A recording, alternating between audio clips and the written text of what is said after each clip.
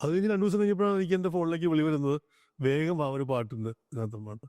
അങ്ങനെയാണ് ഞാൻ അദ്ദേഹമായിട്ട് വളരെ യാദൃശ്ചികമായിട്ട് പരിചയപ്പെട്ട് ഞാൻ അദ്ദേഹമായിട്ട് അങ്ങനെ ആ ഒരു പാട്ട് ചെയ്യാനുള്ളൊരു അവസരം എനിക്ക് ലഭിക്കുന്നു.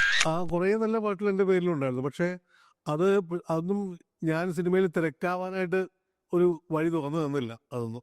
ആ പാട്ടിലൊക്കെ ഉണ്ട് എന്നിരിക്കെ തന്നെ ഈ മാർട്ടിൻ പ്രക്കാട്ടിൻ്റെ സിനിമ വരുമ്പോഴാണ്, അതായത് ബെസ്റ്റ് ആക്ടർ എന്നുള്ള പടം വരുമ്പോഴാണ് ആദ്യമായിട്ട് എനിക്ക് നല്ലൊരു ബ്രേക്ക് വരുന്നത്. ആ ഒരു പാട്ട് സ്വപ്നമുരിചാക്ക് എന്നുള്ള പാട്ടാണ് എനിക്ക് സിനിമയിൽ ഒരു തിരക്കുണ്ടാക്കി തന്നത്. എനിക്ക് തോന്നുന്നത് എൻ്റെ ഏറ്റവും ആദ്യമായിട്ട് പാടുന്നത് ഞാൻ സിനിമയിൽ വന്ന കാലത്ത് തന്നെ ഈ പറഞ്ഞ അലക്സ്പോളേറ്റർ സംഗീതത്തിൽ കലാഭവൻ മണിയാണ് ആദ്യമായിട്ട് എൻ്റെ പാട്ട് പാടുന്ന താരം. CD വന്നുകൊണ്ടിരുന്ന കാലഘട്ടങ്ങളിൽ നമ്മൾ ഇതിൻ്റെ ഡീറ്റെയിൽസ്, ഇപ്പോൾ ഓഡിയോ വരുമ്പോൾ അതിൻ്റെ ഡീറ്റെയിൽസ് നമ്മൾ കൈമാറുന്നത് അതിൻ്റെ ഡിസൈനർക്കാണ്. ദാറ്റ് മീൻസ് അതിൻ്റെ CD കവേഴ്സ് ചെയ്യുന്ന അവർക്ക് കൊടുക്കും. അവർക്ക് കൊടുക്കുന്ന വിവരങ്ങൾ ഇവിടെ എഴുതുന്നതിൽ തെറ്റിപ്പോയാൽ പാട്ടിൻ്റെ ക്രെഡിറ്റ് മാറും. അങ്ങനെ വളരെ കാലം അരികെ നിന്നാലും എന്ന പാട്ടിൻ്റെ ക്രെഡിറ്റ് മുഴുവൻ അനിൽ പനച്ചുരാൻ്റെ പേരിലായിരുന്നു പറഞ്ഞുകൊണ്ടിരുന്നത്. അനിലും അറിഞ്ഞിട്ടില്ല, ഞാനും അറിഞ്ഞിട്ടില്ല. പെട്ടെന്നൊരു പാട്ട് വേണം, അതായത് ഷൂട്ടിങ് വച്ചിരിക്കുകയാണ് നാളെ കഴിഞ്ഞ്. ഇന്ന് പാട്ട്, നാളെ കഴിഞ്ഞ് മറ്റന്നാളെ ഷൂട്ടിങ് വച്ചിരിക്കുകയാണ്, എല്ലാം റെഡിയാണ്. പാട്ട് ഇവിടെ കൺഫേം ആയിട്ടില്ല, ലിറിക്ക് കൺഫേം ആയിട്ടില്ല. പെട്ടെന്ന് ഒന്ന് വേണമെന്ന് പറഞ്ഞാൽ അങ്ങനെ ഗോപിസുന്ദരം കാണാൻ വേണ്ടി ഞാൻ ചെല്ലുമ്പോൾ അഞ്ജലി മേനോനുണ്ട്, ഞങ്ങൾ ഒരുമിച്ചിരുന്നു. അപ്പോൾ അഞ്ജലിയുടെ അടുത്ത് കൃത്യമായിട്ട് പറഞ്ഞു, നമുക്കിത് പാട്ട് ഒരു കല്യാണ പാട്ടാണ്, പക്ഷേ ഈ കല്യാണ പാട്ടിൽ ഈ ഫ്രണ്ട്സ് ഇവളെ കളിയാക്കുന്ന പോലെ വേണം. അതായത് നീ കല്യാണം കഴിച്ചാൽ നീ പെട്ടുപോകും. സിനിമ മുഴുവൻ എനിക്കറിയാം, ഞാൻ ഫുൾ സെറ്റ്. അങ്ങനെയൊക്കെ അപൂർവം സിനിമകളൊക്കെ സംഭവിക്കാവുള്ളൂ, അല്ലെങ്കിൽ നമുക്ക് ആ ഒരു പെർട്ടിക്കുലർ സിറ്റുവേഷനും പറയും, ചിലപ്പോൾ കഥയുടെ കുറച്ച് ഭാഗം പറയാം, അത്രയൊക്കെ ഉണ്ടാവുള്ളൂ. പക്ഷെ അതുപോലെ ഇങ്ങോട്ടായിട്ടുള്ള പടമാണ് കടുവ.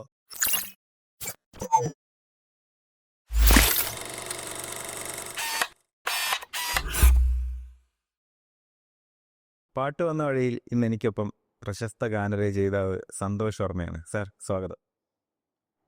സാറിൻ്റെ കുട്ടിക്കാലത്ത് സാറിന് ഭയങ്കര അഭിനയമോഹമൊക്കെ ആയിട്ട് സാർ ഒരുപാട് നടന്നിട്ടുണ്ടായിരുന്നു, നാടകങ്ങളിലും കാര്യങ്ങളിലൊക്കെ ആയിട്ടെന്ന് കേട്ടിട്ടുണ്ട്. അതിനുശേഷം പെട്ടെന്ന് എങ്ങനെയാണ് അവിടെ നിന്നൊക്കെ വളരെ ഡിഫറെൻ്റ് ആയിട്ടുള്ള ഗാനരചന എന്നിട്ടുള്ള മേഖലയിലേക്ക് തിരിയുന്നത്? ഗാനരചന മേഖലയിലേക്ക് തിരികാന്ന് വെച്ചാൽ ഈ കുട്ടിക്കാലത്ത് തന്നെ പറഞ്ഞല്ലോ, ഞങ്ങൾ ഫ്രണ്ട്സും ഒക്കെ കൂടി നാടകം അന്നത്തെ ഒരു ഹരമായിട്ടുള്ളൊരു കലാരൂപമായിരുന്നു ഞങ്ങൾക്ക് എല്ലാവർക്കും. ഞങ്ങൾ ഒത്തുകൂടിയാൽ ഒരു നാടകം ഉണ്ടാക്കുക, കളിക്കുക, വീട്ടിൽ തന്നെ കളിക്കുക, പിന്നെ അവിടുന്ന് പതുക്കെ പുറത്ത് തൊട്ടടുത്ത വേദികൾ, അങ്ങനെയൊക്കെ തേടിക്കൊണ്ടിരുന്നൊരു കുട്ടിക്കാലമായിരുന്നു എനിക്കുള്ളത്. അപ്പോൾ ഗാനരചന എന്നതിലേക്ക് തിരിയാനുള്ള കാരണം, ഞാൻ 10-12 വയസ്സിലൊക്കെ ഇങ്ങനെ ഗാനങ്ങളൊക്കെ കുത്തിക്കുറിക്കാൻ ശ്രമിച്ചിട്ടുണ്ട്. പക്ഷേ അതിനൊക്കെ അപ്പുറം ഞാൻ ശരിക്കും പറഞ്ഞാൽ ഗാനരചനയിലേക്ക് പൂർണ്ണമായിട്ടും അങ്ങനെ ശ്രമം നടത്തുന്നത് ഒരു 15 വയസ്സിന് ശേഷം, അതായത് 10ാം ക്ലാസ് കഴിഞ്ഞ് ഞാൻ പ്രീ ഡിഗ്രി കാലഘട്ടത്തിലേക്ക് എത്തപ്പോഴാണ് അതിന് വേണ്ടിയിട്ടുള്ളൊരു ശ്രമം നടത്തിയതും വീണ്ടും അതൊരു എഴുതണം എന്നുള്ളൊരു മോഹമായിട്ട് കൂടുതലായിട്ട് അത് വളർന്നതും ഒക്കെ ആ ഒരു കാലഘട്ടത്തിലാണ്. അതിനുശേഷം സിനിമയിലേക്ക് ആദ്യമായിട്ട് വരുന്നത് തമ്പി കണ്ണന്താൻ സാറിൻ്റെ ഫ്രീഡം എന്ന് പറഞ്ഞത്. അതെ അതെ. ആ സിനിമയിലേക്കുള്ളൊരു ചുവടുവെപ്പ് ശരിക്കും എങ്ങനെയാണ് സംഭവിക്കുന്നത്? അത് വളരെ യാദൃശ്യമാണ്. കാരണം എന്താ വെച്ചാൽ ഈ പറഞ്ഞ കാലം ഞാൻ പറഞ്ഞല്ലോ, 10-16 വയസ്സ് മുതൽ അങ്ങനെ എഴുതി തുടങ്ങി. അങ്ങനെ കോളേജ് കാലഘട്ടങ്ങളിൽ മുഴുവൻ ഇതുപോലെ ഒരുപാട് കുത്തിക്കുറിക്കുകകൾ. അപ്പോഴേക്കും എഴുതണം എന്നൊക്കെ, എവിടെയെങ്കിലുമൊക്കെ ഇത് പുറത്തു വരണം എന്നുള്ളൊരു ആഗ്രഹമൊക്കെ അപ്പോഴേക്കും തുടങ്ങി. കഴിഞ്ഞ ഒരുപാട് എഴുതി ഒന്ന് കുഴപ്പമില്ലാതൊക്കെ എഴുതാൻ പറ്റുന്ന രീതിയിലേക്കൊക്കെ എത്തിയിരുന്നു. പക്ഷേ ഇത് പാട്ടുകൾ പുറത്തു വരുത്താൻ ഒരു വഴിയും ഉണ്ടായിരുന്നില്ല. അന്ന് ഒക്കെ ഒരുപാട് ഈ ഡിവോഷണൽ സോങ്സിലെ കാസറ്റ്സ്, പിന്നെ അന്ന് കാസറ്റുകളുടെ യുഗമാണല്ലോ. അപ്പോൾ അങ്ങനെ ആ കാസറ്റുകൾ, പിന്നെ ആകാശവാണി, അതൊക്കെയാണ് നമുക്ക് പറ്റുന്ന മീഡിയങ്ങൾ. അപ്പോൾ അത് ആകാശവാണിക്കൊക്കെ പാട്ടൊക്കെ അയച്ചു, അതൊന്നും എടുക്കുന്നുണ്ടായില്ല. പക്ഷേ എങ്കിലും ആകാശവാണിയിലാണ് ആദ്യമായിട്ട് എൻ്റെ പാട്ട് വരുന്നത്. 95-ലാണ് ആദ്യമായിട്ട് ഓൾ ഇന്ത്യ റേഡിയോയിലാണ് ആദ്യത്തെ പാട്ട് വരുന്നത്. അത് കഴിഞ്ഞുള്ള ശ്രമം, അപ്പോൾ അതൊക്കെ കഴിഞ്ഞപ്പോഴേക്കും ഇതുപോലെ എഴുതി വെച്ചിരുന്ന പാട്ടുകൾ പല സുഹൃത്തുക്കളും കണ്ടു. അങ്ങനെ എൻ്റെ സുഹൃത്ത് ഗണേഷ് സുന്ദരമുണ്ട്, സിംഗർ. അപ്പോൾ ഞങ്ങൾ വളരെ ചെറുപ്പകാലം മുതലേ പരിചയമുള്ള ആളാണ്. അപ്പോൾ അദ്ദേഹത്തിൻ്റെ ഒരു സഹായം ഉണ്ടായിരുന്നു. അദ്ദേഹം ഇതുപോലെ പല ആളുകളെ എന്നെ പരിചയപ്പെടുത്തുകയും ഇങ്ങനെ ഒരാളുണ്ട് എന്ന് പറയുകയും, അങ്ങനെയൊക്കെയാണ് ഞാൻ പതുക്കെ ആ ഒരു രംഗത്തേക്ക് വരുന്നതും. അങ്ങനെ ആ ഒരു ഡിവോഷണൽ കാസ്റ്റുകളൊക്കെ എഴുതി. ഡിവോഷണൽ കാസ്റ്റുകൾ കുറേ എഴുതി, ഭക്തിഗാനങ്ങളുടെ ഒരുപാട് പലവിധ കാസ്റ്റുകൾ എഴുതി. അതിനൊക്കെ ശേഷം സീരിയലുകൾ എഴുതി. സീരിയലുകൾക്ക് അന്ന് ടൈറ്റിൽ സോങ് ഉള്ള കാലമാണ്. അപ്പോൾ അങ്ങനത്തെ ടൈറ്റിൽ സോങ്ങുകളൊക്കെ അങ്ങനെ നമ്മളെക്കുറിച്ച് അറിഞ്ഞു വന്ന നമ്മളുടെ സുഹൃത്തുക്കൾ അവരുടെ സഹായം അവർ റെക്കമെൻഡ് ചെയ്തിട്ടൊക്കെ തന്നെയാണ് സിനിമയിലേക്ക് തമ്മിലടനാളത്തിൻ്റെ സിനിമയിലേക്ക് വരുന്നത്. അതിന് കാരണം റിനിൽ ജോൺസ് എന്ന് പറഞ്ഞ എൻ്റെ രണ്ട് സുഹൃത്തുക്കളുണ്ട്. ഞങ്ങൾ അതിന് മുമ്പ് കുറേ ആൽബങ്ങളൊക്കെ ചെയ്തിട്ടുണ്ട്. ഈ ഡിവോഷണലായിട്ടും മറ്റുള്ള പലവിധ പാട്ടുകളായിട്ട് ചെയ്തിട്ടുണ്ട്, സീരിയൽസ് ചെയ്തിട്ടുണ്ട്. അപ്പോൾ അങ്ങനെ അവർക്ക് അവസരം കിട്ടി. അങ്ങനെ എൻ്റെ സുഹൃത്ത് ജോയിച്ചായനുണ്ട്. ജോയിച്ചായനും ഒക്കെ ആണ് തമ്മിലടനാൾ സാറിൻ്റെ എന്നെക്കുറിച്ച് പറയുന്നത്. അങ്ങനെയാണ് 2003 ആദ്യമായിട്ട് സിനിമയിലേക്കുള്ളൊരു എഴുത്തിൽ പ്രവേശിക്കുന്നത്. പക്ഷേ ഒരു ബ്രേക്ക് ലഭിക്കുന്നത് ശരിക്കും ചതിക്കാത്ത ചന്തയിലൂടെയാണ്. ചതിക്കാത്ത ചന്തുവിലേക്ക് വന്നപ്പോഴേക്കും ഞാൻ അപ്പോഴേക്കും 2 പടം എഴുതി കഴിഞ്ഞു. ഫ്രീഡവും എഴുതി, മറ്റൊരു പടം എഴുതി. പക്ഷെ രണ്ടാമത്തെ പടം നടന്നില്ല. ചതിക്കാത്ത ചന്തുവാണ് എൻ്റെ ആദ്യത്തെ റിലീസ് ചിത്രം എന്നുള്ള. ചതിക്കാത്ത അലക്സ് കോൾ സാറായിട്ട് സംസാരിച്ച സമയത്ത് സാറ് പറഞ്ഞിട്ടുണ്ടായിരുന്നു സന്തോഷ് സാറ് വന്നൊരു കഥയൊക്കെ. അപ്പോൾ അലക്സ് കോൾ സാറായിട്ടുള്ളൊരു ബന്ധം തുടങ്ങുന്നത് സാറിന്റെ കരിയറിൽ ഒഴിച്ചു വയ്ക്കാൻ പറ്റാത്തൊരു പേരാണ് തുടക്കകാലത്തിലായിട്ട് എപ്പോഴായാലും. എൻ്റെ ആദ്യ റിലീസ് ചിത്രത്തിൻ്റെ സംഗീത സംവിധായകനാണല്ലോ എക്സ്പ്ലോർ. അത് കഴിഞ്ഞ് അപ്പം ആ സമയത്ത് ഞാൻ ഭാരതീയ വിദ്യാഭവനിൽ മ്യൂസിക് ഡിപ്പാർട്ട്മെൻറ്റിൽ വർക്ക് ചെയ്യണം, ടീച്ചറായിട്ട് വർക്ക് ചെയ്യാം. അപ്പോൾ അങ്ങനെ സിനിമയിലേക്ക് ഒരു അവസരം കിട്ടിക്കഴിഞ്ഞപ്പോൾ ഇനിയൊന്ന് ട്രൈ ചെയ്ത് നോക്കാം സിനിമയിൽ എന്നുള്ള ഇതുണ്ട്. പക്ഷെ പൂർണ്ണമായിട്ടും ജോലി വിട്ട് സിനിമയിലേക്ക് പോകാനുള്ള ധൈര്യവും വന്നില്ല. അപ്പോൾ അങ്ങനെ ആ പതുക്കെ അതിലേക്ക് വരുമ്പോൾ അലക്സ് പോളേറ്റിനാണ് ഈ സിനിമയ്ക്ക് ശേഷവും ഒക്കെ ഉള്ള അദ്ദേഹത്തിൻ്റെ പല ചിത്രങ്ങളിലും ഒരു പാട്ടെങ്കിലും വീതം എനിക്ക് ഒരു നിവൃത്തി ഉണ്ടെങ്കിൽ തരുമായിരുന്നു. അങ്ങനെ അലക്സ് പോളേറ്റിൻ്റെ കുറേ പാട്ടുകൾ എനിക്ക് എഴുതാൻ പറ്റിയിട്ടുണ്ട്. ശരിക്കും എങ്ങനെയാണ് അദ്ദേഹത്തെ പരിചയപ്പെടുന്നത്? എങ്ങനെയാണ്? വളരെ യാദൃശ്ചികമായിട്ടാണ്. അതായത് അതും ഈ പറഞ്ഞ പോലെ അക്കാലത്ത് എൻ്റെ സുഹൃത്ത് ഒരു പ്രവീൺ ഉണ്ട്. അദ്ദേഹം പത്രപ്രവർത്തകനാണ്, ഇപ്പോൾ ഒരു സീനിയർ ആയിട്ടുള്ള പത്രപ്രവർത്തകനാണ്. അപ്പോൾ ഞങ്ങൾ ഒരുമിച്ചാണ് ജേർണലിസം പഠിച്ചിട്ടുള്ളത്. അപ്പം ഞാൻ പ്രവീണിനോട് പറഞ്ഞു, പ്രവീണിനെ പുതിയതായിട്ട് വരുന്ന ഈ മ്യൂസിക് ഡയറക്ടർമാർ അങ്ങനെയുള്ള ആൾക്കാരെയൊക്കെ ഒന്ന് ഇൻ്റർവ്യൂ ചെയ്ത് ഇടും, നമുക്ക് അങ്ങനെ ഒന്ന് ആലോചിക്കാം. അപ്പം അങ്ങനെ പ്രവീൺ യാദൃശ്യമായിട്ട് അലക്സ് കാണാൻ പോവുകയും അലക്സ് പറഞ്ഞു, എൻ്റെ ഒരു ഫ്രണ്ട് ഉണ്ട് സന്തോഷ്, അപ്പോൾ ഒന്ന് പരിചയപ്പെടണം എന്ന് പറഞ്ഞാൽ അങ്ങനെ ഞങ്ങൾ ഫോണിൽ കൂടി പരിചയപ്പെടുക. ഉടനെ തന്നെ ഒന്ന് നേരിട്ട് പോയി കാണാം, നമുക്ക് നേരിട്ട് പോയി കണ്ടു. അങ്ങനെ ഞങ്ങൾ പിരിഞ്ഞു. അപ്പം അന്ന് അദ്ദേഹം ചതിക്കാത്തതെന്ന് ചെയ്തുകൊണ്ടിരിക്കുകയാണ്. അത് കഴിഞ്ഞ് 2 ദിവസം കഴിഞ്ഞപ്പോഴാണ് എനിക്ക് എൻ്റെ ഫോണിലേക്ക് വിളി വരുന്നത്, വേഗം ആ ഒരു പാട്ടുണ്ട് ഇതിനകത്ത് പാട്ട്. അങ്ങനെയാണ് ഞാൻ അദ്ദേഹമായിട്ട് വളരെ യാദൃശ്യമായിട്ട് പരിചയപ്പെട്ട് ഞാൻ അദ്ദേഹമായിട്ട് അങ്ങനെ ആ ഒരു പാട്ട് ചെയ്യാനുള്ളൊരു അവസരം നീ ലഭിക്കുന്നു. അങ്ങനെയാണ് ഞാൻ ആദ്യമായിട്ട് എൻ്റെ റിലീസ് പടം. അതിന് മുമ്പ് 2 പടം റിലീസായില്ല പാട്ടുകൾ. അപ്പോൾ അങ്ങനെയാണ് ലവ് ലെറ്റർ എന്നുള്ള പാട്ടിലേക്ക് വരുന്നത്. ശരിക്കും ഈ ഗാനരചന ആ ഒരു മേഖല എന്ന് പറയുന്നത് വളരെ പ്രതിഫലം കുറഞ്ഞ ഒരു താരതമ്യേന നോക്കുമ്പോൾ അങ്ങനത്തെ ഒരു മേഖലയാണ്. അപ്പം ജോലി ഉപേക്ഷിച്ചിട്ട് ഇങ്ങനൊരു മേഖലയിലേക്ക് ഇറങ്ങി പുറപ്പെടാനുള്ള ഒരു ധൈര്യം എന്തായാലും ശരിക്കും? അത് എന്ന് വെച്ചാൽ അത് ഞാൻ പറഞ്ഞല്ലോ, അതിനുശേഷം പിന്നെയും കാലങ്ങൾ പോയി. ഒരുപാട് ഹിറ്റ് പാട്ടുകൾ എനിക്ക് പിന്നെ ഉണ്ടായിരുന്നു. അത് ആ സമയത്ത് ഞാൻ പറയാം, ഇപ്പോൾ ലവ് ലെറ്റർ കഴിഞ്ഞിട്ടാണെങ്കിൽ എനിക്ക് പിന്നെ വന്നൊരു ഹിറ്റ് അലക്സ് പോളേറ്റിൻ്റെ ഒപ്പം തന്നെ പല പാട്ടുകൾ. ഇപ്പോൾ കാന്താരി പെണ്ണെ എന്ന് പറയുന്നത് ഭയങ്കര ഹിറ്റ് പാട്ടായിരുന്നു. ജോണി ചേട്ടൻ്റെ പടത്തിൽ ഇൻസ്പെക്ടർ ഗേറുടെ. അങ്ങനെ പല പടങ്ങളും എനിക്കുണ്ടായിരുന്നു. അതുപോലെ വിട പറയുകയാണോ ബിഗ് ബിയിൽ.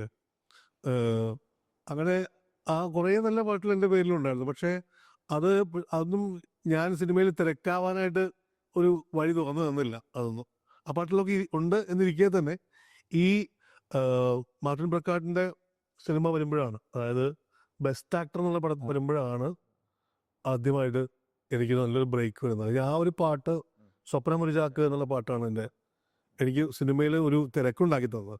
അതിനുശേഷം അടുപ്പിച്ച് എനിക്ക് ഹിറ്റുകൾ വന്നു. അതായത് ആ സ്വപ്നമുരിചാക്കിന് ശേഷം അരികെ തിന്നാലും വന്നു. ഉടനെ തന്നെ കാണാമുള്ള ഉൾനീളം വന്നു. ഞാൻ 2-3 പടം ഇത് വന്നപ്പോഴേക്കും ഞാൻ ആ ഒരു 5 മാസം കൊണ്ട് എനിക്ക് നിറച്ച സിനിമകളായി. ഒരുപാട് പേര് ഇത് കേട്ടിട്ടും ഒക്കെയുള്ള ഒരു ഇതിൽ എന്നെ വിളിക്കുകയുണ്ടായി. അപ്പം അങ്ങനെ എനിക്ക് ജോലിയിൽ തുറന്നു പോകാൻ പറ്റാത്തൊരു തിരക്കിലേക്ക് ഞാൻ വീണു. അപ്പോൾ വിചാരിച്ചു കഴിഞ്ഞാൽ സിനിമ ഗാനം എഴുതുക, ഇത്രയും പാട്ടുകൾ നമ്മുടെ പേരിൽ ഉണ്ടാവുക എന്ന് പറയുന്നത് ആണ് ഒരു പക്ഷേ നമ്മളെ അടയാളപ്പെടുത്താൻ പറ്റിയൊരു രംഗം എന്ന് തോന്നി. അപ്പോൾ ഞാൻ സധൈര്യം തന്നെ ജോലി ഉപേക്ഷിച്ചു. അങ്ങനെയാണ് സിനിമയിലേക്ക് വരികയും തുടരുകയും ചെയ്തത്. ഇപ്പോൾ ഈ പറഞ്ഞ പാട്ടുകളെ കുറിച്ചൊക്കെ എനിക്ക് അറിയണം, പക്ഷെ അതിന് മുന്നേ കുറച്ച് കാര്യങ്ങളോട് ചോദിക്കുകയാണ്. സംഗീതം പഠിച്ചിട്ടുണ്ടായിരുന്നല്ലോ? സംഗീതം പഠിച്ചിട്ടില്ല. എൻ്റെ അമ്മ സംഗീത അധ്യാപികയായിരുന്നു. അപ്പോൾ ആ വഴിക്ക് എനിക്ക് നല്ല കേൾവി കൊണ്ട് നല്ല കർണാടക മ്യൂസിക്കിനെ ഒരുപാട് കാര്യങ്ങൾ ഞാൻ ചോദിച്ചറിഞ്ഞൊക്കെ മനസ്സിലാക്കിയത്. കണ്ട് ഗുരുമുഖത്ത് നിന്ന് ഞാൻ പഠിച്ചിട്ടില്ല. പക്ഷേ ഞാനൊരു മൂന്നാം ക്ലാസ്സിലൊക്കെ പഠിക്കുമ്പോൾ മുതൽ താളവാദ്യങ്ങൾ അഭ്യസിച്ചു തുടങ്ങി. മൃദംഗം ആണ് ഞാൻ ആദ്യം പഠിച്ചത്. അതോടൊപ്പം തന്നെ ട്രിപ്പിൾ ഡ്രം പഠിച്ചു, ഡ്രംസ്, ബോങ്കോസ്. അപ്പം അങ്ങനെ ഈ താളവാദ്യങ്ങളെല്ലാം തന്നെ വായിക്കാനുള്ള ഒരു എന്താ പറയുക, ഒരുതരം ഭ്രാന്ത് എന്ന് പറയില്ലേ, അങ്ങനെ ഒരു ഭ്രാന്ത് എനിക്ക് സ്വതവേ ഉണ്ടായിരുന്നു. കൂടെ എല്ലാ താളവാദ്യങ്ങളും കയ്യിൽ കിട്ടി എല്ലാം വായിച്ചു നോക്കാനും അല്ലെങ്കിൽ അതുമൊന്ന് പയറ്റണം എന്നുള്ള അങ്ങനെ ഒരു ഭ്രമം ഉണ്ടായിരുന്നു. ആ ഭ്രമം എനിക്ക് ഇപ്പോഴും ഉണ്ട് അതേപോലെ തന്നെ. അപ്പോൾ അതൊരു വലിയ തുണയായിരുന്നു. അതാണ് ഇന്ന് സംഗീതത്തിലുള്ള ആകപ്പാടെ. ഞാൻ ഗുരുമുഖത്ത് സംഗീതം പഠിച്ചില്ലെങ്കിൽ പോലും ഒരുപാട് രാഗങ്ങളെക്കുറിച്ച് അറിയാനും ഒക്കെ ട്രൈ ചെയ്യുകയും അത് പഠിക്കുകയും സ്വയമേവ പഠിക്കുകയും ചെയ്തിട്ടുണ്ട്. അത്ര ശരിക്കും ആ ഒരു പ്രാവീണ്യം ഗാനരചനയിലേക്ക് എന്തെങ്കിലും രീതിയിൽ ഗുണം ചെയ്തിട്ടുണ്ടോ? തീർച്ചയായിട്ടും. അതായത് ഈ ട്യൂണിട്ട് പാട്ടെഴുത്തില് ആ. അത് ഭയങ്കര ഗുണമാണ്. കാര്യം എന്ന് വെച്ച് കഴിഞ്ഞാൽ നമ്മൾ ഇതിനകത്ത് ഇപ്പം ഞാൻ പാട്ടെഴുതുമ്പോൾ ട്യൂൺ കേട്ടല്ല എഴുതുന്നത്. ആ. ട്യൂൺ നമുക്ക് ട്യൂൺ കിട്ടിക്കഴിഞ്ഞാൽ ആ ട്യൂൺ പഠിക്കും, അപ്പടി പഠിക്കും. അത് സെൽഫായിട്ട് പാടും. സെൽഫായിട്ട് പാടി നോക്കി എഴുതുമ്പോൾ ആ ഒഴുക്ക് കറക്റ്റ് ആയിരിക്കും. ആ. ഇത് പാടാൻ പറ്റുന്നുണ്ടോ അല്ലെങ്കിൽ ഇവിടെ കല്ല് കടിക്കുന്നുണ്ടോ എന്നുള്ളത് നമുക്കറിയാൻ പറ്റും. അതാണ് അതിൻ്റെ ഒരു ഏറ്റവും വലിയ മ്യൂസിക് അറിഞ്ഞുകൊണ്ട് എഴുതുന്ന എല്ലാവരുടെയും ആ. എഴുതുന്നൊരു ഗുണം. സാറിൻ്റെ പാട്ടുകളിലെ ഏറ്റവും വലിയ പ്രത്യേകത എന്ന് പറഞ്ഞാൽ എല്ലാവർക്കും പെട്ടെന്ന് മൂളി അടക്കാൻ പറ്റും. സിമ്പിളായിട്ടുള്ള വരികളായിരിക്കും. ഇപ്പോൾ വരുന്ന ഒട്ടുമിക്ക ആളുകളും അങ്ങനെ തന്നെയാണ് എഴുതുന്നത്. പക്ഷേ കുറേ കൂടെ പഴയ കാലഘട്ടത്തിലേക്ക് പോയി കഴിഞ്ഞാൽ കഠിനമായിട്ടുള്ള പദപ്രയോഗങ്ങളായിരുന്നു വയലാർ സാറും മറ്റൊക്കെ എഴുതിയിട്ടുണ്ടായിരുന്നത് മലയാള ഭാഷകളും ഉണ്ട്. ഇപ്പോൾ ഇന്നത്തെ കാലത്തേക്ക് വരുമ്പം വരികളൊക്കെ കുറേ കൂടെ സിമ്പിളായിട്ട് വരുന്നുണ്ട്. ശരിക്കും അതിൻ്റെ കാരണം ഇന്നത്തെ തലമുറയുടെ ഒരു വായനയുടെ പ്രശ്നം തന്നെ ആയിരിക്കുമോ? അങ്ങനെ ആ ഒരു രീതിയിലേക്ക് എഴുത്തുകാർ തിരിയാനുള്ള കാരണം? അല്ല, അത് ഞാൻ എനിക്കതിനെക്കുറിച്ച് കൃത്യമായിട്ടുള്ള അഭിപ്രായം പറയണത് ഞാൻ ഫോളോ ചെയ്യുന്നൊരു കാര്യം എന്ന് വെച്ചാൽ ഇപ്പം നമ്മൾ പണ്ടത്തെ ഒരു കാലഘട്ടം പോലെയല്ല ഇന്ന് ആളുകൾ പാട്ടുകൾ കേൾക്കുന്ന രീതിയാണ്. അതായത് പണ്ട് എല്ലാവരും ആ ഒരു റേഡിയോ എന്ന് പറയുന്ന ഒരു മാധ്യമത്തിലൂടെയായിരുന്നു പാട്ടുകൾ കേട്ടിരുന്നത്. അപ്പോൾ അത്തരത്തിലുള്ള അത് നമ്മൾ കേൾക്കാൻ വേണ്ടി കാത്തിരുന്ന് പാട്ട് കേൾക്കുമായിരുന്നു. അപ്പോൾ എന്ന് മാത്രമല്ല സിനിമാ കൊട്ടകയിൽ നമ്മൾ അന്ന് പാട്ട് വയ്ക്കും. അപ്പോൾ ഇതൊക്കെയാണ് നമ്മുടെ അന്നത്തെ പാട്ടിൻ്റെ മീഡിയങ്ങൾ. അപ്പോൾ അത്തരത്തിലുള്ള കാലഘട്ടത്തിൽ പാട്ടിനോട് കൂടുതൽ ഒരു പ്രതിബദ്ധത ആളുകൾക്കുണ്ട്. അപ്പോൾ അവരപ്പോൾ അതിനകത്തെ പാട്ടുകളെ ഒരു കവിത പോലെ എടുക്കാനും അങ്ങനെയൊക്കെ പഠിച്ചൊരു തലമുറയായിരുന്നു അന്നുണ്ടായിരുന്നത്. പക്ഷേ അന്നും ഇതേപോലെ ഭാസ്കരൻ മാസ്റ്ററുടെ പാട്ടുകൾ വളരെ ലളിതമായിട്ടുള്ള പാട്ടുകളാണ്. അതായത് മലയാളത്തിന്റെ ഏറ്റവും വീതി വെട്ടി തുറന്ന സിനിമയാണ് നീലക്കുയിൽ. നീലക്കുയിൽ എല്ലാവരും ചൊല്ലണമെന്നുള്ള പാട്ട് ഇന്ന് കൊണ്ടിട്ടാലും ആ പാട്ട് ഹിറ്റാണ്. എല്ലാവർക്കും മനസ്സിലാവുന്ന ഭാഷയാണ്. അപ്പോൾ അതെന്ന് പറഞ്ഞാൽ ഈ സിനിമാ പാട്ട് എന്ന് പറയുന്നത് പോപ്പുലർ മീഡിയം ആയതുകൊണ്ട് ഏറ്റവും എളുപ്പത്തിൽ ആളുകൾക്ക് മനസ്സിലാവുക എന്നുള്ളൊരു കാര്യത്തോടു കൂടിയാണ് നമ്മളൊക്കെ അങ്ങനെയാണ് എഴുതുന്നത്. കാരണം വെച്ചാൽ പെട്ടെന്ന് കേൾക്കുമ്പോൾ തന്നെ നമുക്ക് കുറച്ച് വരികൾ കൊണ്ട് അവരുടെ മനസ്സിലേക്ക് വെച്ച് ചിത്രം കൊടുക്കാൻ പറ്റും. ഒരു നല്ല ചിത്രം കൊടുക്കാൻ പറ്റിക്കഴിഞ്ഞാൽ അവർ കേൾക്കുമ്പോൾ ഇത് കൊള്ളാമല്ലോ, ഒരു കൗതുകത്തോടെ അതിനെ ഒരു ശ്രദ്ധിക്കും. അതല്ലാതെ നമ്മൾ പദങ്ങളുടെ ഒരു ഇതിലേക്ക് പോയി കഴിഞ്ഞാൽ അതായത് ഞാൻ പറയുന്നത് ഇപ്പോൾ ഇത് അങ്ങനെയുള്ള പാട്ടുകൾ മോശമാണെന്നൊന്നുമല്ല, അത്തരത്തിലുള്ള ഞാനും എഴുതിയിട്ടുണ്ട്. എന്നുവെച്ചാൽ അങ്ങനത്തെ ഇപ്പം എനിക്ക് എഴുതേണ്ടി വന്നിട്ടുണ്ട്. അത് അങ്ങനത്തെ അവസരങ്ങൾ കിട്ടുമ്പോൾ നമുക്കത് എഴുതാം. ഇപ്പോൾ ഓരോ സിനിമകൾ ഡിമാൻഡ് ചെയ്യുന്ന പാട്ടുകൾ ഓരോ തരത്തിലായിരിക്കും. ഇപ്പോൾ പണ്ടെന്നൊക്കെ പറഞ്ഞപ്പോൾ സാഹിത്യകാരൻ്റെ ഒരു കഥ പറയുന്ന സിനിമയാണെങ്കിൽ അയാളുടെ മനസ്സിലെ പോലെ ആയിരിക്കും കവി എഴുതുന്നത്. അതേസമയം അതൊരു അക്ഷരാഭ്യാസമില്ലാത്ത കള്ളനാണെങ്കിൽ അത് ആവരുത് ഒരിക്കലും. അയാളുടെ സെൽഫായിട്ട് അയാൾ എക്സ്പ്രസ് ചെയ്യുന്ന ഒരു കാര്യമാണെങ്കിൽ അത് അങ്ങനത്തെ ഒരു പാട്ടാണെങ്കിൽ ഒരിക്കലും അത് അയാളുടെ ഭാഷയായിരിക്കും എന്ന് പറയുന്നുണ്ടല്ലോ. അപ്പോൾ അതുകൊണ്ടാണ് പാട്ടുകൾക്ക് അങ്ങനെ ഇത് വരുന്നത്. ഇപ്പം നീ പറഞ്ഞ പോലെ വായനയെക്കുറിച്ച് പറയുമ്പോൾ അതൊരു പ്രശ്നം തന്നെയാണ്. കാരണം എന്ന് വെച്ച് കഴിഞ്ഞാൽ പലപ്പോഴും നമ്മൾ പാട്ടുകൾ എഴുതുമ്പോൾ ഈ പദം മനസ്സിലാവാൻ ചിലപ്പോൾ സാധ്യതയില്ല എന്ന് പറയുന്നുണ്ട് എത്ര ആള്. അതിൻ്റെ കാരണം എന്ന് വെച്ച് കഴിഞ്ഞാൽ ഇത് തന്നെയാണല്ലോ, വായന അല്ലെങ്കിൽ ഭാഷയെക്കുറിച്ചിട്ടുള്ളൊരു വേണ്ട ഒരു ഇത് നമ്മുടെ പുതിയ തലമുറയ്ക്ക് കിട്ടുന്നില്ല എന്നുള്ളതാണ്. അപ്പോൾ അതിൻ്റെ ഒരു രീതികളും മാറി. ഇപ്പോൾ തമിഴിലൊക്കെ കണ്ടിട്ടില്ലേ, തമിഴിലൊക്കെ അവരുടെ ഭാഷയുമായിട്ട് ഇംഗ്ലീഷ് നല്ലോണം യോജിച്ചു. പക്ഷെ മലയാളത്തിൽ അത് ഭയങ്കര കല്ലുകടിയായിട്ട് നിൽക്കുന്ന ഒരു സംഗതിയാണ്.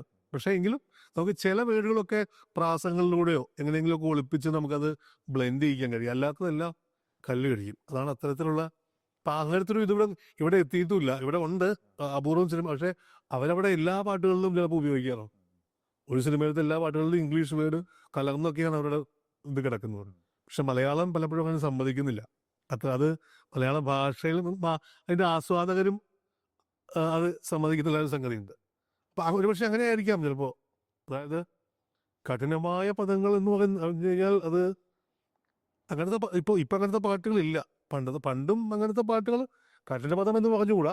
എങ്കിലും ഈ പറഞ്ഞ പോലെ ചിലപ്പോൾ സാധാരണക്കാരൻ ചോദിക്കുമ്പോൾ എന്താണ് അതിൻ്റെ മീനിങ് എന്ന്. പക്ഷേ എനിക്ക് തോന്നുന്നു അക്കാലത്ത് അത് തെളിഞ്ഞു പോകാൻ ആളുകൾ തയ്യാറായിരുന്നു എന്നുള്ളതാണ്. അതെ. പക്ഷെ അന്നത്തെ കാലത്ത് വെച്ച് നോക്കുമ്പോൾ വിദ്യാഭ്യാസമൊക്കെ കുറെ കൂടെ മാറിയിട്ടും ഇന്ന് ആളുകളുടെ വായനാശീലം ഒരുപാട് കുറഞ്ഞു വരുന്നു എന്നുള്ളതാണ്. തീർച്ചയായിട്ടും. കഴിഞ്ഞാൽ നമ്മുടെ ഇപ്പോഴത്തെ പോപ്പുലർ മീഡിയകൾ ഈ പറഞ്ഞ എന്താ പറയുക, യൂട്യൂബ് അല്ലെങ്കിൽ ബാക്കിയുള്ള ഇതിലേക്ക് ഒക്കെയാണ് എല്ലാവരുടെയും ശ്രദ്ധകളൊക്കെ പോകുന്നത്. അപ്പോൾ അതുകൊണ്ട് തന്നെ ഈ വായന പോലും അതിലേക്കായി മാറി. പുസ്തകം എടുക്കാതെയുള്ള വായനയാണ് ഇപ്പോൾ. ഇപ്പം നമ്മളെല്ലാം മൊബൈലിൽ വായിക്കുന്ന കാലമാണ്. അപ്പോൾ അതൊക്കെ ഒരു പക്ഷേ ഈ ഭാഷയെക്കുറിച്ച് കൂടുതൽ അറിയാതെ പോകുന്നു കുട്ടികൾ. എനിക്കങ്ങനെ തോന്നിയിട്ടുണ്ട് പലപ്പോഴും. അതങ്ങനെ വരുമ്പോൾ അതിനനുസരിച്ച് പിന്നെ പോകാൻ പറ്റുള്ളൂ. പോപ്പുലർ മീഡിയമായിട്ടുള്ള സിനിമാ പാട്ട് ലളിതമായി തന്നെ നിൽക്കണം എന്നുള്ളതാണ് അതിൻ്റെ. ഇപ്പോൾ സാറിന് സിനിമയിൽ ഒരുപാട് ഭാഗ്യങ്ങൾ ലഭിച്ചിട്ടുണ്ട്. അതിൽ ഏറ്റവും ആദ്യം പറയുകയാണെങ്കിൽ സാക്ഷാൽ ശ്രേയ ഘോഷാൽ ആദ്യമായിട്ട് പാടുന്ന മലയാളം പാട്ട് സാറിൻ്റെയാണ് ആണെന്ന് തോന്നുന്നു. അത് ശരിയാണെങ്കിൽ വിട പറയുകയാണോ ബിഗ് ബിയിലെ പാട്ട്? ആ ഒരു പാട്ടിൻ്റെ ജനനം എങ്ങനെയാണ്? വിട പറയുകയാണോ എന്നുള്ള പാട്ടിൻ്റെ അന്ന് ആ സിനിമയുടെ ഈ പ്രീ പ്രൊഡക്ഷൻ ടൈമിലാണ് ആ പാട്ട്. അൽഫോൺസ് ആയിരുന്നു മ്യൂസിക്. അപ്പോൾ ആ ഒരു പാട്ടിലേക്ക് വരുമ്പോൾ അൻവറാണെന്ന് തോന്നുന്നു എന്നെ അമലുമായിട്ട് പരിചയപ്പെടുത്തുന്നത്. അമലുമായിട്ട് പരിചയപ്പെടുത്തുന്നത്. അപ്പോൾ അൻവറായിട്ട് എനിക്ക് നേരത്തെ പരിചയമുണ്ട്. അപ്പോൾ അപ്പോൾ അതെ, അൻവർ തന്നെയാണ് അമലിനെ പരിചയപ്പെടുത്തുന്നത്. അപ്പോൾ അൻവർ വഴി അമലിലെത്തുന്നു. അപ്പോൾ അമൽ ഇങ്ങനെ ഞങ്ങൾ പാട്ട് കേൾക്കുന്ന കൂട്ടത്തിൽ എന്നെ ഈ ട്യൂൺ കേൾപ്പിച്ചു. ഇതാണ് സിറ്റുവേഷൻ പറഞ്ഞ് ഈ ട്യൂൺ കേൾപ്പിക്കുമ്പോൾ എനിക്ക് ഈ സിറ്റുവേഷൻ കേട്ടിട്ട് ആ ട്യൂൺ കേട്ട് കാരണം അപ്പം തന്നെ ഞാൻ ഈ വിട പറയുകയാണോ എന്നുള്ള ഒന്നാമത്തെ ഇത് അവിടെ കുറിച്ചിട്ടു എൻ്റെ മനസ്സിൽ ഉണ്ടായിരുന്നു. അതിനുശേഷം ആ പാട്ട് ഞങ്ങൾ ഡിസ്കസ് ചെയ്ത് ഏകദേശം 1 മാസമൊക്കെ എടുത്ത് വളരെ സാവധാനത്തിലാണ് ആ പാട്ട് പൂർത്തിയാക്കിയത്. അപ്പോൾ അതിനകത്ത് എല്ലാ ഇതും കുറച്ച് ടൈം എടുത്താണ് അത് ചെയ്തത്. അതുപോലെ ഒരുപാട് ഭാഗ്യങ്ങൾ വേറെ ഉണ്ടായിട്ടുണ്ട്. ഏറ്റവും കൂടുതൽ താരങ്ങൾ പാടിയത് സാറിൻ്റെ പാട്ടുകളായിരിക്കും, സാർ എഴുതിയ വരികളായിരിക്കും. ലാലേട്ടൻ, ജയസു, അതൊരു വലിയൊരു മഞ്ജു വാര്യർ, അങ്ങനെ ഒരുപാട് പേരുണ്ട്, ദുൽഖർ സൽമാൻ. അപ്പം അത്തരത്തിൽ താരങ്ങൾ ആലപിച്ച അതിനൊരു പ്രത്യേക ഫാൻ ബേസ് ഉണ്ടാവും. അത്തരത്തിൽ സാർ എഴുതിയതിൽ സാറിന് ഹൃദയത്തോടെ ഏറെ ചേർന്ന് നിൽക്കുന്ന അവർ പാടിയിട്ടുള്ളതിൽ വെച്ച് ഏറ്റവും പ്രിയപ്പെട്ട ഒരു ഗാനം ഏതാണ്? അത് അവർ പാടിയ പാട്ടുകൾ പലതുണ്ട്. കാര്യം ഇപ്പം ഞാൻ പറയട്ടെ, ഇപ്പം എനിക്ക് തോന്നുന്നത് എൻ്റെ ഏറ്റവും ആദ്യമായിട്ട് പാടുന്നത് ഞാൻ സിനിമയിൽ വന്ന കാലത്ത് തന്നെ ഈ പറഞ്ഞ അലക്സ്പോളേറ്റിൻ്റെ സംഗീത സംവിധാനത്തിൽ കലാഭവൻ മണിയാണ് ആദ്യമായിട്ട് എൻ്റെ പാട്ട് പാടുന്ന താരം. പൈനാപ്പിൾ സുന്ദരമല്ല എന്നുള്ള പാട്ട്, റെഡ് സല്യൂട്ടിലെ പാട്ട്. അതാണ് എൻ്റെ ആദ്യത്തെ താരം പാടുന്ന ഗാനം. അതിനുശേഷം ഇന്ന് വരെ ഞാൻ നോക്കുമ്പോൾ ശരിയാണ് ഈ പറഞ്ഞത്, ഒരുപാട് താരങ്ങൾ എൻ്റെ പാട്ട് പാടിയിട്ടുണ്ട്. എനിക്ക് ഏറ്റവും കൂടുതൽ താരങ്ങൾക്ക് വേണ്ടിയിട്ട് എഴുതിയ ഒരു പക്ഷേ എൻ്റെ വരികളായിരിക്കും ഉപയോഗിക്കപ്പെട്ടിട്ടുണ്ടാവുക. അതിനുശേഷം ലാലേട്ടൻ പാടി. അതിനുശേഷം അല്ല, ഇതിപ്പോഴാണ് പാടിയത് ഞാൻ പറയാം. അതിനുശേഷം പിന്നെ ഒരുപാട് പേര്, സൂര്യ, ദുൽഖർ സൽമാനും തന്നെ എൻ്റെ ഒരു 3-4 പാട്ട് പാടിയിട്ടുണ്ട്. അപ്പോൾ അതിനകത്ത് തന്നെ സുന്ദരി പെണ്ണ് എന്നുള്ള പാട്ട് വളരെ സൂപ്പർ ഹിറ്റ് ആയിട്ടുള്ള പാട്ടാണ്. ജയസൂര്യ പാടിയതിൽ മറ്റേ ആശിച്ചവൻ ആകാശനുറാനെ കിട്ടി, അത് അതുപോലെ ഭയങ്കര പോപ്പുലർ ആയിട്ടുള്ള പാട്ടാണ്. അതൊക്കെയാണ് ഏറ്റവും കൂടുതൽ പോപ്പുലർ ആയിട്ടുള്ള പാട്ടുകൾ. അല്ലാതുള്ള പാട്ടിലെല്ലാം എല്ലാവരും കേട്ടിട്ടുണ്ടോ എന്ന് എനിക്കറിയില്ല. സുരേഷ് ഗോപി സാർ പാടി, മഞ്ജു വാര്യർ പാടി, കാവ്യ മാധവൻ പാടി, മറ്റേ മേഘന രാജ്, അവര് മറ്റേ 100 ഡിഗ്രി സെൽഷ്യസിൽ 3-4 പേര് കൂടി പാടിയിട്ടുണ്ട്. അങ്ങനെ അത് വന്നു. പിന്നെ ആയിരുന്നു ജയസൂര്യൻ്റെ പിന്നെയും പാടി. ജയസൂര്യൻ 2 പാട്ട് പാടിയത്.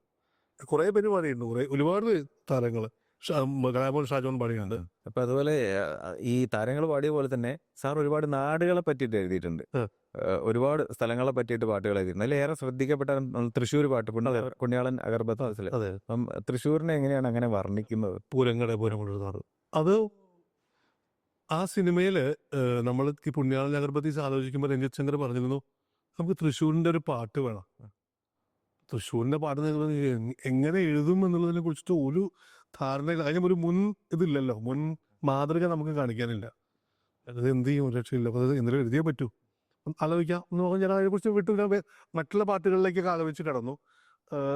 അതങ്ങനെ ആ ഡിസ്കഷൻ അങ്ങനെ പോയി. അന്ന് വൈകുന്നേരം ഞാനിതുപോലെ തിരിച്ചു പോരുമ്പോഴാണ് എനിക്ക് തോന്നിയത് ഈ പൂരമുള്ള നാടെന്ന് എപ്പോഴും നമ്മൾ പ്രയോഗിച്ച് കേൾക്കാറുള്ളൊരു പൂരങ്ങളുടെ തൃശ്ശൂർ പൂരം എന്നുള്ളത് എപ്പോഴും പ്രയോഗിച്ച് കേൾക്കുന്നൊരു കാര്യമാണ്.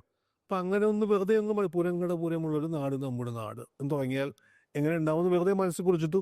പക്ഷേ വീട്ടിൽ വന്ന് ഞാനത് പേപ്പറിലേക്ക് ആക്കുമ്പോഴേക്കും എനിക്ക് വളരെ ഈസി ആയിട്ട് തൃശ്ശൂരിനെ കുറിച്ചുള്ള ഒരുപാട് കാര്യങ്ങൾ ഓട്ടോമാറ്റിക്കായിട്ട് വരികയും അത് കുറേ വരികൾ എഴുതിയിട്ട് അതിനകത്ത് ഏതാനും വരികൾ മാത്രം എടുത്തിട്ടാണ് നമ്മൾ ഈ പാട്ടുണ്ടാക്കിയിട്ടുള്ളത്. അതുപോലെ തന്നെ കുട്ടനാടൻ പുഞ്ചനീളെ മൈ ബോസിലോ അതും ഇത്തരത്തില് നാടുകളെ പറ്റി അല്ലെങ്കിൽ അങ്ങനെ സ്പെഷ്യൽ ആയിട്ട് എന്തെങ്കിലും ഇപ്പം വെള്ളിമൂങ്ങയിലെ പാട്ട് വെള്ളാരം കണ്ണുള്ള വെള്ളിമൂങ്ങ, അപ്പം അത്തരം പാട്ടുകളൊക്കെ എഴുതുമ്പം അതിന്റെ പിന്നിൽ എന്തെങ്കിലും റിസർച്ചുകളോ കാര്യങ്ങളോ ഉണ്ടാവും? ഉവ്വ് ഉവ്വ്. വെള്ളിമൂങ്ങ എന്നതിൻ്റെ ഞാൻ വെള്ളിമൂങ്ങയെ കുറിച്ചപ്പോൾ പഠിച്ചിട്ടുണ്ട് ആ സമയത്ത്. അത് എങ്ങനെയൊക്കെയാണ് അതിൻ്റെ ഒരു നേച്ചർ എങ്ങനെയാണ് എന്നൊക്കെ പഠിച്ചിട്ടാണ് എഴുതിക്കണത്. അത് അല്ലെങ്കിൽ നമ്മളത് ചെയ്യുന്നത് ശരിയല്ല. കാര്യം വെച്ച് കഴിഞ്ഞാൽ വെറുതെ എന്തെങ്കിലും എഴുതല്ലേ.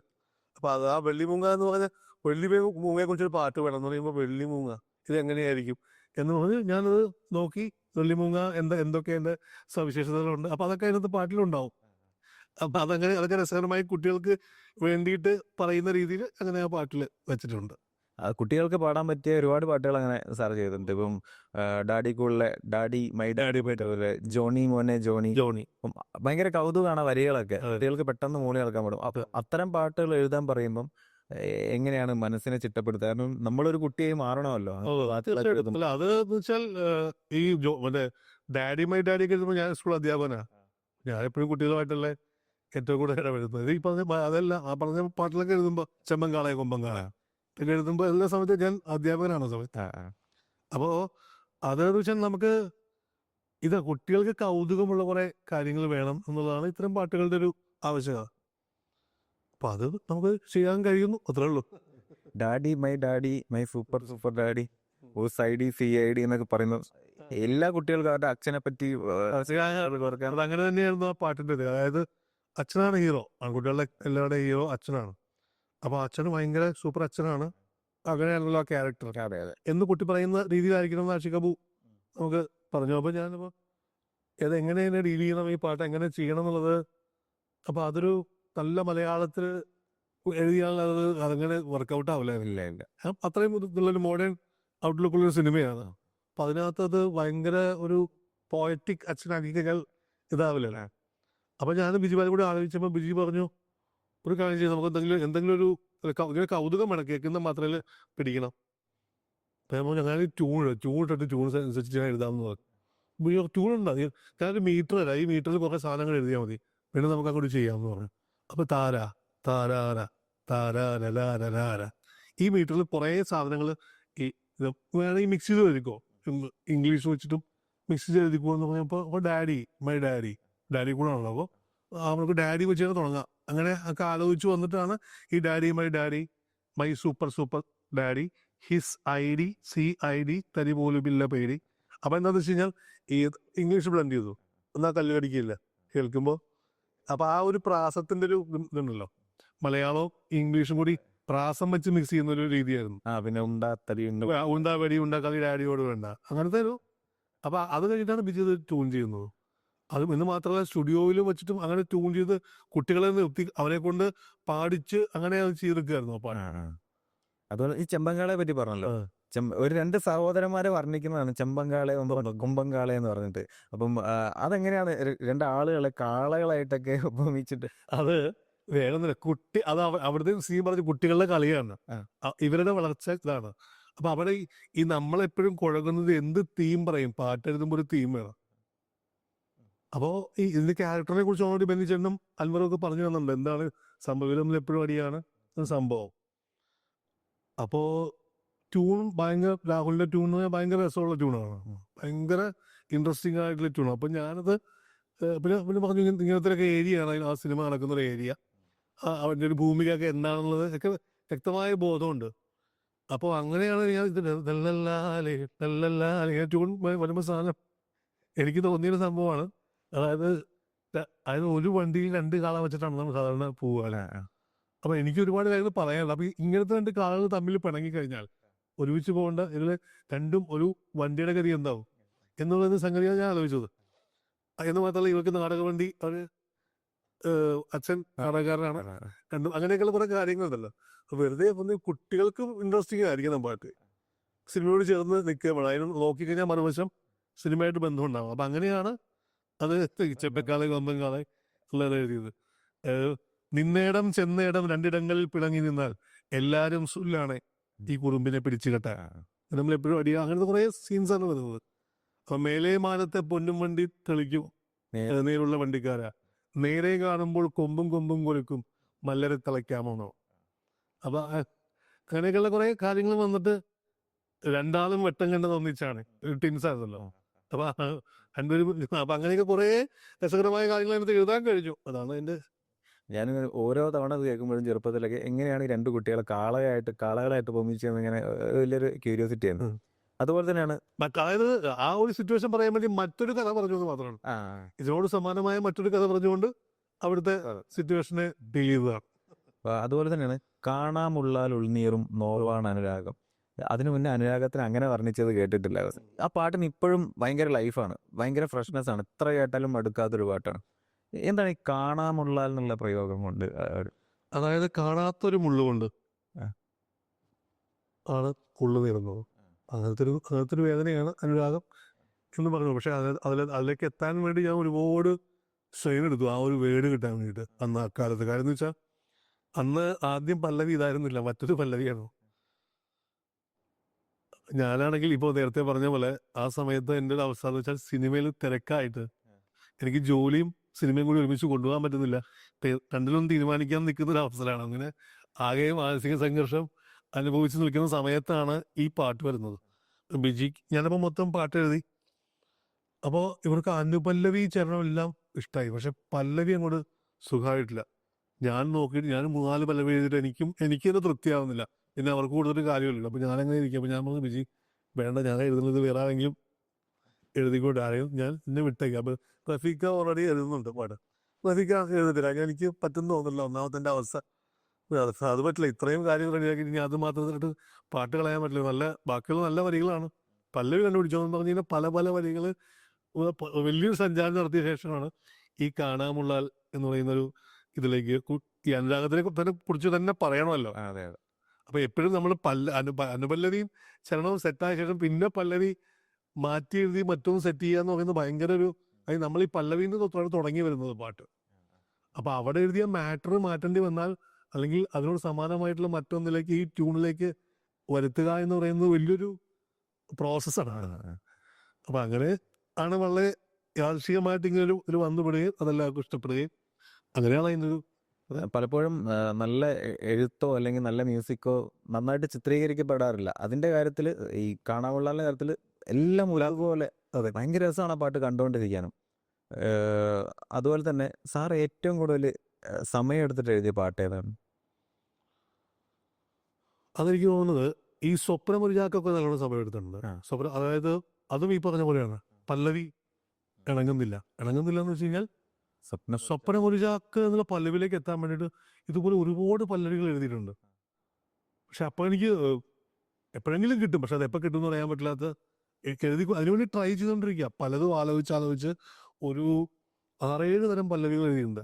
ബാക്കിയുള്ളതെല്ലാം ഓക്കെയാണോ, ആ പല്ലവി മാത്രമേ കറക്റ്റ് ചെയ്യാനുള്ളൂ. അപ്പൊ അങ്ങനെ വരുന്ന സന്ദർഭങ്ങൾ പലതും ഉണ്ട്. നമുക്ക് ഇപ്പോഴും അനുഭവിക്കുന്നുണ്ട് അതുപോലത്തെ സന്ദർഭങ്ങൾ. അതായത് എല്ലാം ഓക്കെ ആവും പല്ലവി, പക്ഷെ പല്ലവി എന്ന് പറഞ്ഞാൽ അത് ഒറ്റ കേൾവിയിൽ ആൾക്കാർക്ക് കിട്ടിയാലേ ആ പാട്ട് കൊണ്ട് കാര്യം പറയാം. അതുകൊണ്ടാണ് എല്ലാവരും പല്ലവി അത്രയും പെർഫെക്റ്റ് ആയിരിക്കണം. അതായത് പല്ലവി നന്നായാൽ പാട്ട് നന്നായി എന്ന് പറയുന്ന ഒരു സെയിങ് നമ്മൾ കേട്ടിട്ടില്ല. അതുകൊണ്ടാണ്. അപ്പോൾ അതിന് വേണ്ടിയിട്ടുള്ളൊരു സമയമെടുക്കൽ അത് ഞാൻ പറഞ്ഞു ജോലി ഉള്ള കാലഘട്ടമാണ്. അപ്പം ഈ ബാക്കിയുള്ള സമയങ്ങളാണ് എൻ്റെ എഴുത്ത്. ജോലി കഴിഞ്ഞ് വന്നാൽ പിന്നെ എഴുത്താണ്, തിരിച്ച് ജോലിക്ക് പോകുമ്പോൾ എഴുത്താണ്. അങ്ങനെ അത്രയും തിരക്കിൽ നിൽക്കുന്ന സമയമാണത്. അത്രയും ആ തിരക്കിലേക്ക് വരുന്നതിന് മുമ്പിൽ സമയമാണ്. അപ്പോൾ സമയം നല്ലോണം എടുത്തിരുന്നു.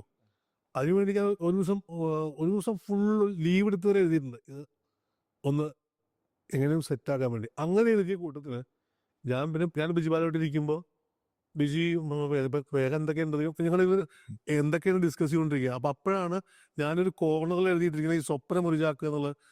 ഇങ്ങനെ ഒരു സാധനം കൂടി ഉണ്ട്, അത് എന്താണെന്ന് അറിയില്ല. അത് പിടിച്ച് ബാക്കി പറയാൻ പറ്റില്ല. ഇപ്പൊ സ്വപ്നമുരിജാക്ക് തലയിലത് താങ്ങി ഒരു പോക്ക് ഉടയവനലിഞ്ഞു വിളി കേൾക്ക് ഇവന് വഴിയാക്ക് എന്നായിരുന്നു ആദ്യം. അപ്പൊ അങ്ങനെ ഞങ്ങളത് ഫിക്സ് ചെയ്തത് കിട്ടും. അപ്പോൾ ഈ ഇവന് വഴിയാക്കുക ഇവനൊരു വഴിക്ക് ആക്കുക എന്ന് പറയുന്നൊരു ഇതുണ്ടല്ലോ. അപ്പൊ അത് മമ്മൂക്ക അത് ചൂണ്ടിക്കാണിച്ചു. അത് അങ്ങനെ ഒരു സംഭവം ഉണ്ടായിരുന്നു. അതൊന്നെങ്കിലും അപ്പോഴേക്കും ഞങ്ങളത് പറഞ്ഞു കേട്ടിട്ട് ഇങ്ങനെ നമുക്ക് പറഞ്ഞു എന്നുള്ള അറിഞ്ഞു കേട്ടിട്ട് ഞങ്ങളത് ഓൾറെഡി റെഡിയാക്കിയിരുന്നു. വഴികാട്ട്. അതായത് ഉടയവൻ അറിഞ്ഞ് വിളി കേട്ട് ഇവന് വഴികാട്ട് എന്നാക്കി. പക്ഷെ അങ്ങനെയാണ് ആ പാട്ടിന്റെ വരികളും അർത്ഥവത്തായി. കാരണം സിനിമ സ്വപ്നം കണ്ടായിരുന്ന സാറിന് അത് സ്വപ്നം ഒരു ചാക്ക് എന്നൊക്കെ പറയുന്ന പോലെ എഴുതുമ്പോൾ ഒരു ബ്രേക്ക് നൽകിയൊരു പാട്ടും കൂടിയാണ്. തീർച്ചയായും അപ്പം ഏറ്റവും കൂടുതൽ തിരുത്തി എഴുതപ്പെട്ട പാട്ടും അത് തന്നെയായിരിക്കും അല്ലേ? തിരുത്തി എഴുതപ്പെട്ട പാട്ട് അതാണോ എന്ന് വെച്ചാൽ അത്രയും തിരുത്തരുത് വന്നിട്ടില്ല. കാരണം വെച്ചാൽ ഒരു കഥ പറയാത്തൊരു കഥ പറയാം ആ. എന്ന് പറയുന്ന സാധനമൊക്കെ എഴുതുന്നതിന് പിന്നിൽ മാർട്ടിന്റെ ഒരു ഇതുണ്ട്. അതായത് നമുക്കൊരു കഥാപ്രസംഗത്തിൽ പറയില്ലേ, ആ. അതായത് അത് അവിടേക്ക് നോക്കും ആ. എന്ന് പറയുന്ന പോലെ അങ്ങനെ ഒരു കഥ പറയുന്ന പോലെ വേണം പല്ലവി എന്ന് പറയുന്നത്. അപ്പൊ അതുപോലെയാണ് ഒരു കഥ പറയാത്തൊരു കഥ പറയാം ഒക്കെ അത്തരത്തിലുള്ള വരികൾ നമ്മൾ കഥാപ്രസംഗത്തിലൊക്കെ കുട്ടികളൊക്കെ നുണതരി കലാത്തൊരു കഥ പറയാം. അകലെയാണ് അകലെയാണ് ഇവരുടെ കഥയിലെ നാട്, അവിടെയാണ് അവിടെയാണ് ഇവൻ ഉയരരുളിയ വീട്, ഈരടിയായി പാടാം നായകന്റെ ചിരപരിചിതരുടെ മൊഴി സ്വപ്നമൊരു ചാക്ക്. അങ്ങനെ കണക്ട് ചെയ്താണ് വരുന്നത്. അപ്പോൾ അങ്ങനെയാണ് അതിൻ്റെ ഒരു ഇതുണ്ടായത്. പക്ഷെ അത് ഒരുപാട് അങ്ങനെ എഴുതിയ ഈ പല്ലവിക്ക് വേണ്ടി മാത്രം നമ്മൾ ഇതിന് ടൈം എടുത്തു എന്ന് മാത്രമാണ്. അപ്പോൾ ഒരു പക്ഷേ ഒരു മാസമൊക്കെ എടുത്തിട്ടുണ്ട് എല്ലാത്തിനും കൂടി, അത്രയോ. ഏറ്റവും പെട്ടെന്ന് എഴുതിയ പാട്ട് ഏതായിരിക്കും അപ്പം? പെട്ടെന്ന് എഴുതിയ പാട്ടിൽ എന്ന് പറഞ്ഞാൽ അങ്ങനത്തെ അത് വളരെ അപൂർവം. അങ്ങനെ കാര്യം ഞാൻ എൻ്റെ ഒരു ശീലം എന്ന് വെച്ചാൽ ഞാൻ ഈ സിറ്റുവേഷൻ പറയുമ്പോഴോ ട്യൂൺ കേൾക്കുമ്പോഴോ അപ്പം തന്നെ എഴുതാറില്ല. ഞാൻ പിന്നെ സ്വസ്ഥമായി ഒന്ന് പോയി മാറിയിരുന്നു പിറ്റേ ദിവസത്തേക്കൊക്കെ എഴുതൽ പതിവുള്ളൂ. അങ്ങനെ എഴുതിയ പാട്ടുകൾ ഞാൻ പറയാം. ഇപ്പോൾ നമ്മൾ ഈ കാന്താരി പെണ്ണെ എന്ന് പറഞ്ഞ പാട്ടൊക്കെ ഉണ്ടല്ലോ, ശരിക്കും ഒരു 1.5 മണിക്കൂർ കൊണ്ട് എഴുതി തീർത്ത പാട്ടിലാണ്. പെട്ടെന്ന് ഞങ്ങൾ അതിനുവേണ്ടി ഞങ്ങൾ 2 ദിവസം ഒരു ഐഡിയയും ഇല്ലാതെ ഞാനും അലക്സ്ഫോളായിട്ട് എങ്ങനെ ആ പാട്ടിനെ ഡീൽ ചെയ്യണമെന്നറിയാതെ നടക്കുകയും വളരെ പെട്ടെന്ന് അതിലേക്ക് വന്ന് വീഴുകയും ചെയ്തു. അപ്പം തന്നെ അലക്സ്ഫോളായിട്ട് വീടിൻ്റെ ഉമ്മറത്ത് വെച്ചാണ് ഞങ്ങൾ കമ്പോസ് ചെയ്യുന്നത് എഴുതുന്നു ഒരുമിച്ചാണ്. അതാണ് എനിക്ക് തോന്നുന്നത് ഞാൻ സ്പീഡിൽ എഴുതിയിട്ടൊരു പാട്ട്. അതുപോലെ തന്നെ പാവയുടെ പൊടിമീശ മുളയ്ക്കുന്ന കാര്യം, അത് ഞങ്ങൾ എല്ലാവരും കൂടി ഇരിക്കുമ്പോൾ തന്നെ ഒരു 2 മണിക്കൂർ കൊണ്ട് എഴുതി തീർത്ത പാട്ട്. അതൊക്കെ അങ്ങനെ വളരെ വിരലുണ്ടാവുന്ന പാട്ട് ഞാൻ ഈ പെട്ടെന്ന് എഴുതാറുള്ളൂ. ബാക്കിയെല്ലാം സമയമൊക്കെ എടുത്തിട്ടുള്ള എഴുതാം. ഇപ്പോൾ പാവയുടെ കാര്യം വന്നപ്പം ആ സിനിമ ശ്രദ്ധിക്കപ്പെട്ടില്ല, പാട്ട് ഭയങ്കരമായിട്ട് ശ്രദ്ധിക്കപ്പെട്ടു. അപ്പം സാറിൻ്റെ ഒരു പാട്ടിലൂടെ ഒരു സിനിമ ശ്രദ്ധിക്കപ്പെടുക എന്നുള്ളത് വലിയൊരു സന്തോഷം തരുന്ന കാര്യമല്ലേ? തീർച്ചയായിട്ടും അത്തരത്തിൽ ഒരുപാട് സന്ദർഭങ്ങൾ ഉണ്ടായിട്ടില്ലേ? അത് ഏറ്റവും പ്രത്യേകിച്ച് എനിക്ക് വളരെ പ്രിയപ്പെട്ട പാട്ടാണ് ഈ പാട്ട്.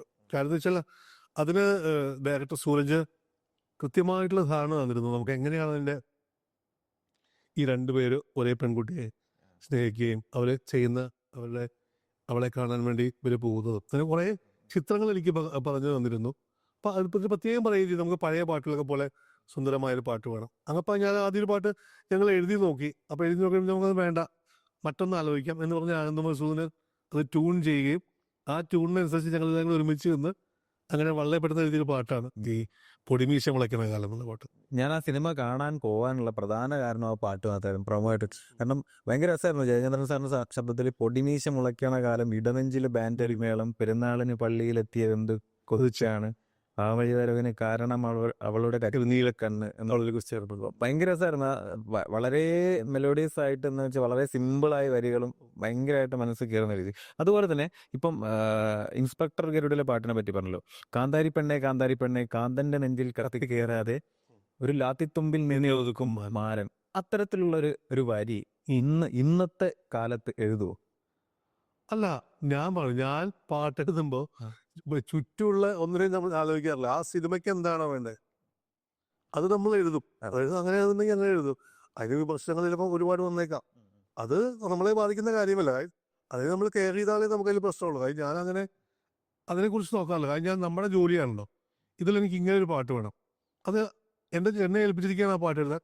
അപ്പം അതിന് ആ സിനിമയ്ക്ക് എൻ്റെ ഈ പരിമിതമായ സമയത്ത് നിന്നുകൊണ്ട് അവർ ഡിമാൻഡ് ചെയ്യുന്നത് അത് കൊടുക്കുക എന്നുള്ളതാണ് എൻ്റെ ജോലി.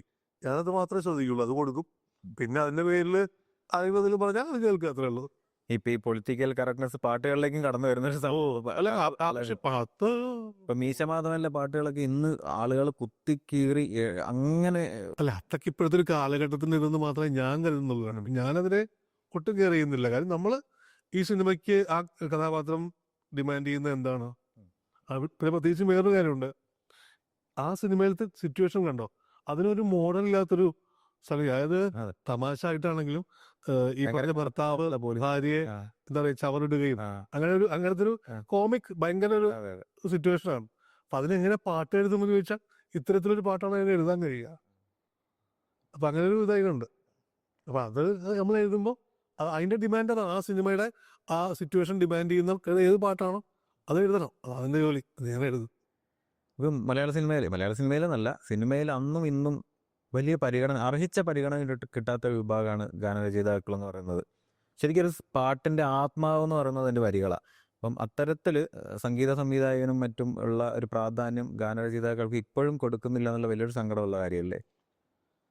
അത് ചോദിച്ചു കഴിഞ്ഞാൽ ഈ പ്രാധാന്യം ഇല്ല എന്ന് പറഞ്ഞ പ്രാധാന്യമുണ്ട്. പക്ഷെ അത് ഇത് അങ്ങനെ ചോദിക്കുമ്പോൾ എനിക്കത് എങ്ങനെ ഉത്തരം തരാൻ കഴിയില്ല. കഴിഞ്ഞാൽ ഏത് സിനിമയുടെയും വിജയത്തിൻ്റെ ഒരു ഘടകം പാട്ടുകൾ ആണ് ഇന്ന് പ്രത്യേകിച്ചും പാട്ടാണ്.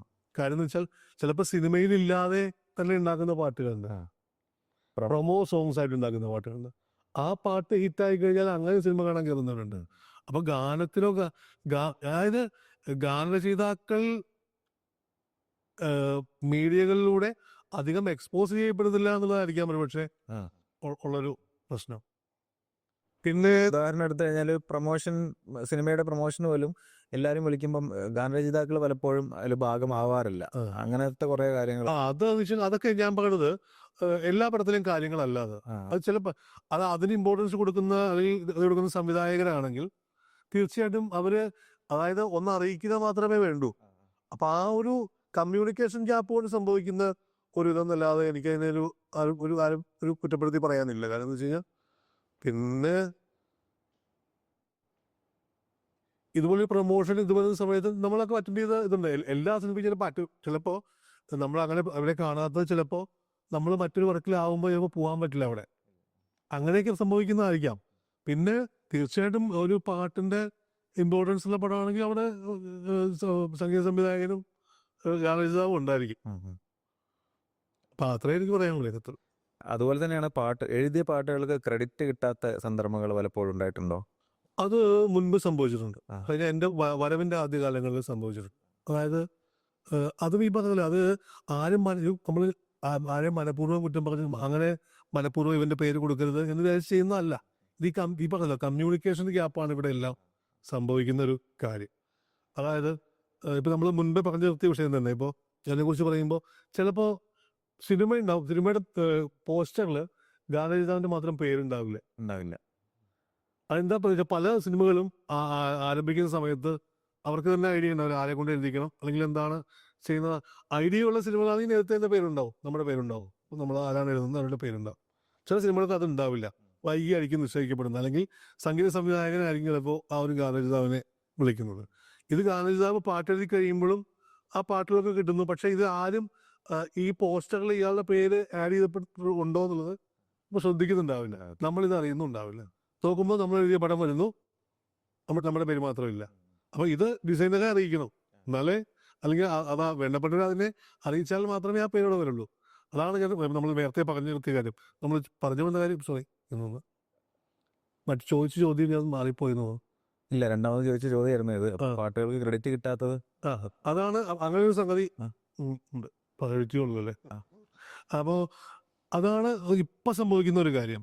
പിന്നെ ഈ ക്രെഡിറ്റ് കിട്ടാതെ പോകുന്നതിൻ്റെ ഈ പറഞ്ഞ കാര്യം തന്നെയാണ്. അതായത് വേണ്ട സമയത്ത് അറിയിക്കാതെ പോകുന്നതോ അല്ലെങ്കിൽ നമ്മൾ നമ്മുടെ ചിലപ്പോൾ അവസാന നിമിഷങ്ങളിലൊക്കെ ഗാനം ചെയ്ത സിനിമകളുണ്ട്. ഇപ്പോൾ തുറുപ്പ് ഗുലാൻ സിനിമ ഉണ്ട്, അതിൽ കൈതപ്രഭു സാറാണ് പാട്ടിൽ എഴുതിയിട്ടുള്ളത്. അതിൻ്റെ പ്രൊമോ സോങ് തുറുപ്പ് ഗുലാൻ എന്നുള്ള പാട്ട് ഞാൻ എഴുതിയിട്ടുള്ളത്. പക്ഷേ അത് ഏറ്റവും അവസാന മൊമെന്റിലായിരുന്നു, സിനിമ എല്ലാം കഴിഞ്ഞ ശേഷമായിരുന്നു ആ പാട്ടുണ്ടാവുന്നത്. അപ്പോൾ അതിൻ്റെ ക്രെഡിറ്റ് ചിലപ്പോൾ എൻ്റെ പേരിൽ ഉണ്ടാവില്ല, ഞാൻ കണ്ടിട്ടില്ല. അതിന് ശ്രുതിയുടെ പാട്ടാണ്. അപ്പോൾ അതിൻ്റെ ഒരു സ്നേഹത്തിൻ്റെ പുറത്താണ് ജോണി ചേട്ടൻ എനിക്ക് അടുത്ത പടത്തിൽ ഈ കാന്താരിപ്പെണ്ണുള്ള പാട്ട് എഴുതുന്നത്. അങ്ങനെ ചെയ്യാൻ പറ്റിയില്ലല്ലോ. കഴിഞ്ഞാൽ എനിക്ക് ആ ഒരു ഇത് തരാൻ പറ്റാത്തതുകൊണ്ട് അതിൻ്റെ ഇതായിട്ടാണ് ജോണി ചേട്ടൻ എനിക്ക്. അപ്പം അങ്ങനെയുള്ള ആളുകളുണ്ടല്ലോ അത് ചെയ്യാൻ പറ്റി. അങ്ങനെ ഓർത്തന്നെ വിളിക്കുകയാണ് സിനിമയ്ക്ക്. അത് കഴിഞ്ഞ് കുറച്ച് കാലം കഴിഞ്ഞാണ് ഈ സിനിമ സംഭവിക്കുന്നത്. എങ്കിൽ പോലും അങ്ങനെ ചെയ്ത് വിളിക്കുന്നവരുണ്ട്. അപ്പം ഞാൻ ചോദിക്കാൻ കാരണം എന്താണെന്ന് വെച്ചാൽ, സാറിന് പാട്ടുകളെ പറ്റി ഞാൻ ഇങ്ങനെ നോക്കിക്കൊണ്ടിരിക്കുമ്പോൾ ചൈന ടൗണിൽ അരികെ നിന്നാലും എന്നുള്ളൊരു പാട്ടെടുത്ത് നോക്കുമ്പോൾ യൂട്യൂബിലെല്ലാം മറ്റൊരാളുടെ പേരാണ് വെച്ചിരിക്കുന്നത്. അപ്പം നോക്കുമ്പോൾ സാറ് ചെയ്തൊരു പാട്ടും അതുപോലെ തന്നെ ആയിരുന്നു നമ്മളെ കടുവയിലെ പാലാപ്പള്ളി, ഇതൊക്കെ ക്രെഡിറ്റ് മറ്റുള്ളവർക്ക് ഇങ്ങനെ കിട്ടിക്കൊണ്ടിരുന്ന പാട്ടുകളായിരുന്നു. അത് ഇപ്പം ഞാൻ പറയട്ടെ, അതും ഈ പറഞ്ഞത് തന്നെയാണ് കാര്യം നമ്മൾ ഈ മുൻപ് സി ഡി യുഗത്തിൽ ഇപ്പം എല്ലാ ഇതിലും അങ്ങനെ തന്നെയാണ്. ഇപ്പം സി ഡി യുഗത്തിൽ സി ഡി വന്നുകൊണ്ടിരുന്ന കാലഘട്ടങ്ങളിൽ നമ്മൾ ഇതിൻ്റെ ഡീറ്റെയിൽസ് ഇപ്പോൾ ഓഡിയോ വരുമ്പോൾ അതിൻ്റെ ഡീറ്റെയിൽസ് നമ്മൾ കൈമാറുന്നത് അതിൻ്റെ ഡിസൈനർക്കാണ്. ദാറ്റ് മീൻസ് അതിൻ്റെ സി ഡി കവേഴ്സ് ചെയ്യുന്ന അവർക്ക് കൊടുക്കും. അവർക്ക് കൊടുക്കുന്ന വിവരങ്ങൾ ഇവിടെ എഴുതുന്നതിൽ തെറ്റിപ്പോയാൽ പാട്ടിൻ്റെ ക്രെഡിറ്റ് മാറും. അങ്ങനെ വളരെ കാലം അരികെ നിന്നാലും എന്ന പാട്ടിൻ്റെ ക്രെഡിറ്റ് മുഴുവൻ അനിൽ പനച്ചലാൻ്റെ പേരിലായിരുന്നു പറഞ്ഞുകൊണ്ടിരുന്നത്. അനിലും അറിഞ്ഞിട്ടില്ല, ഞാനും അറിഞ്ഞിട്ടില്ല. ഞങ്ങൾ എഴുതിയ പാട്ടുകൾ എഴുതി പിരിഞ്ഞു പോയ ആൾക്കാരാണ്. അപ്പോൾ ഇതിന് ശേഷം ഇത് അനൗൺസ് ചെയ്യുന്നപ്പോൾ അനിൽ പനച്ചലാൻ്റെ പേരിൽ അനൗൺസ് ചെയ്യുന്നു.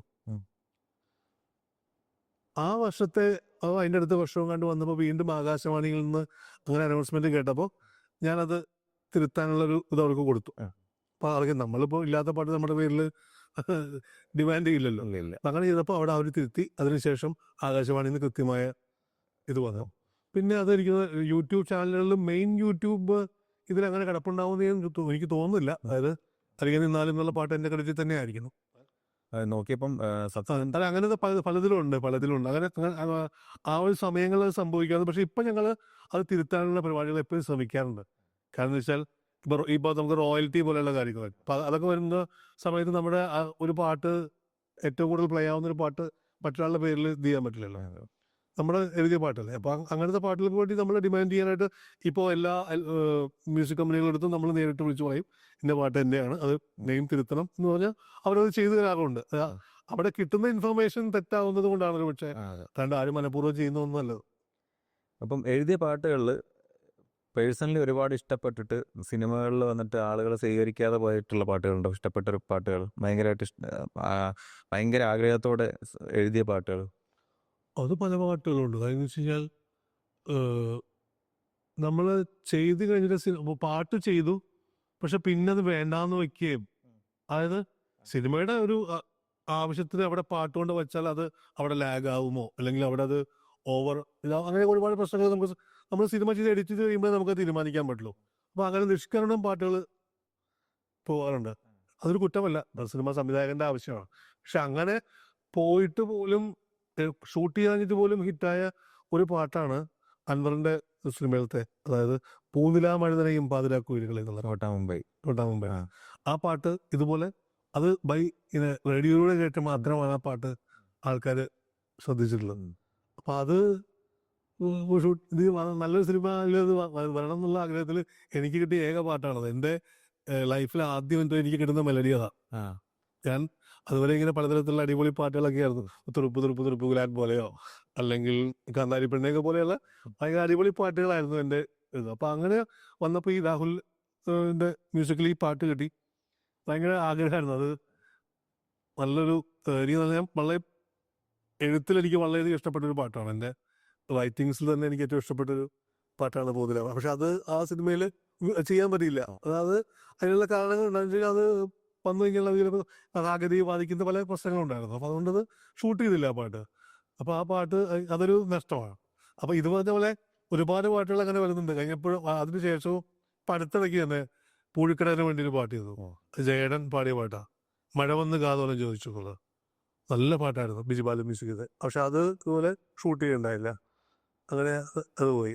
അപ്പം എന്ന് പറയുന്നത് ഒരുപാട് നല്ല പാട്ടുകൾ, നല്ല മെലഡികൾ കേൾക്കാതെ പണ്ടെന്ന് പറയുമ്പോൾ വേറൊരു കാര്യമുണ്ട്.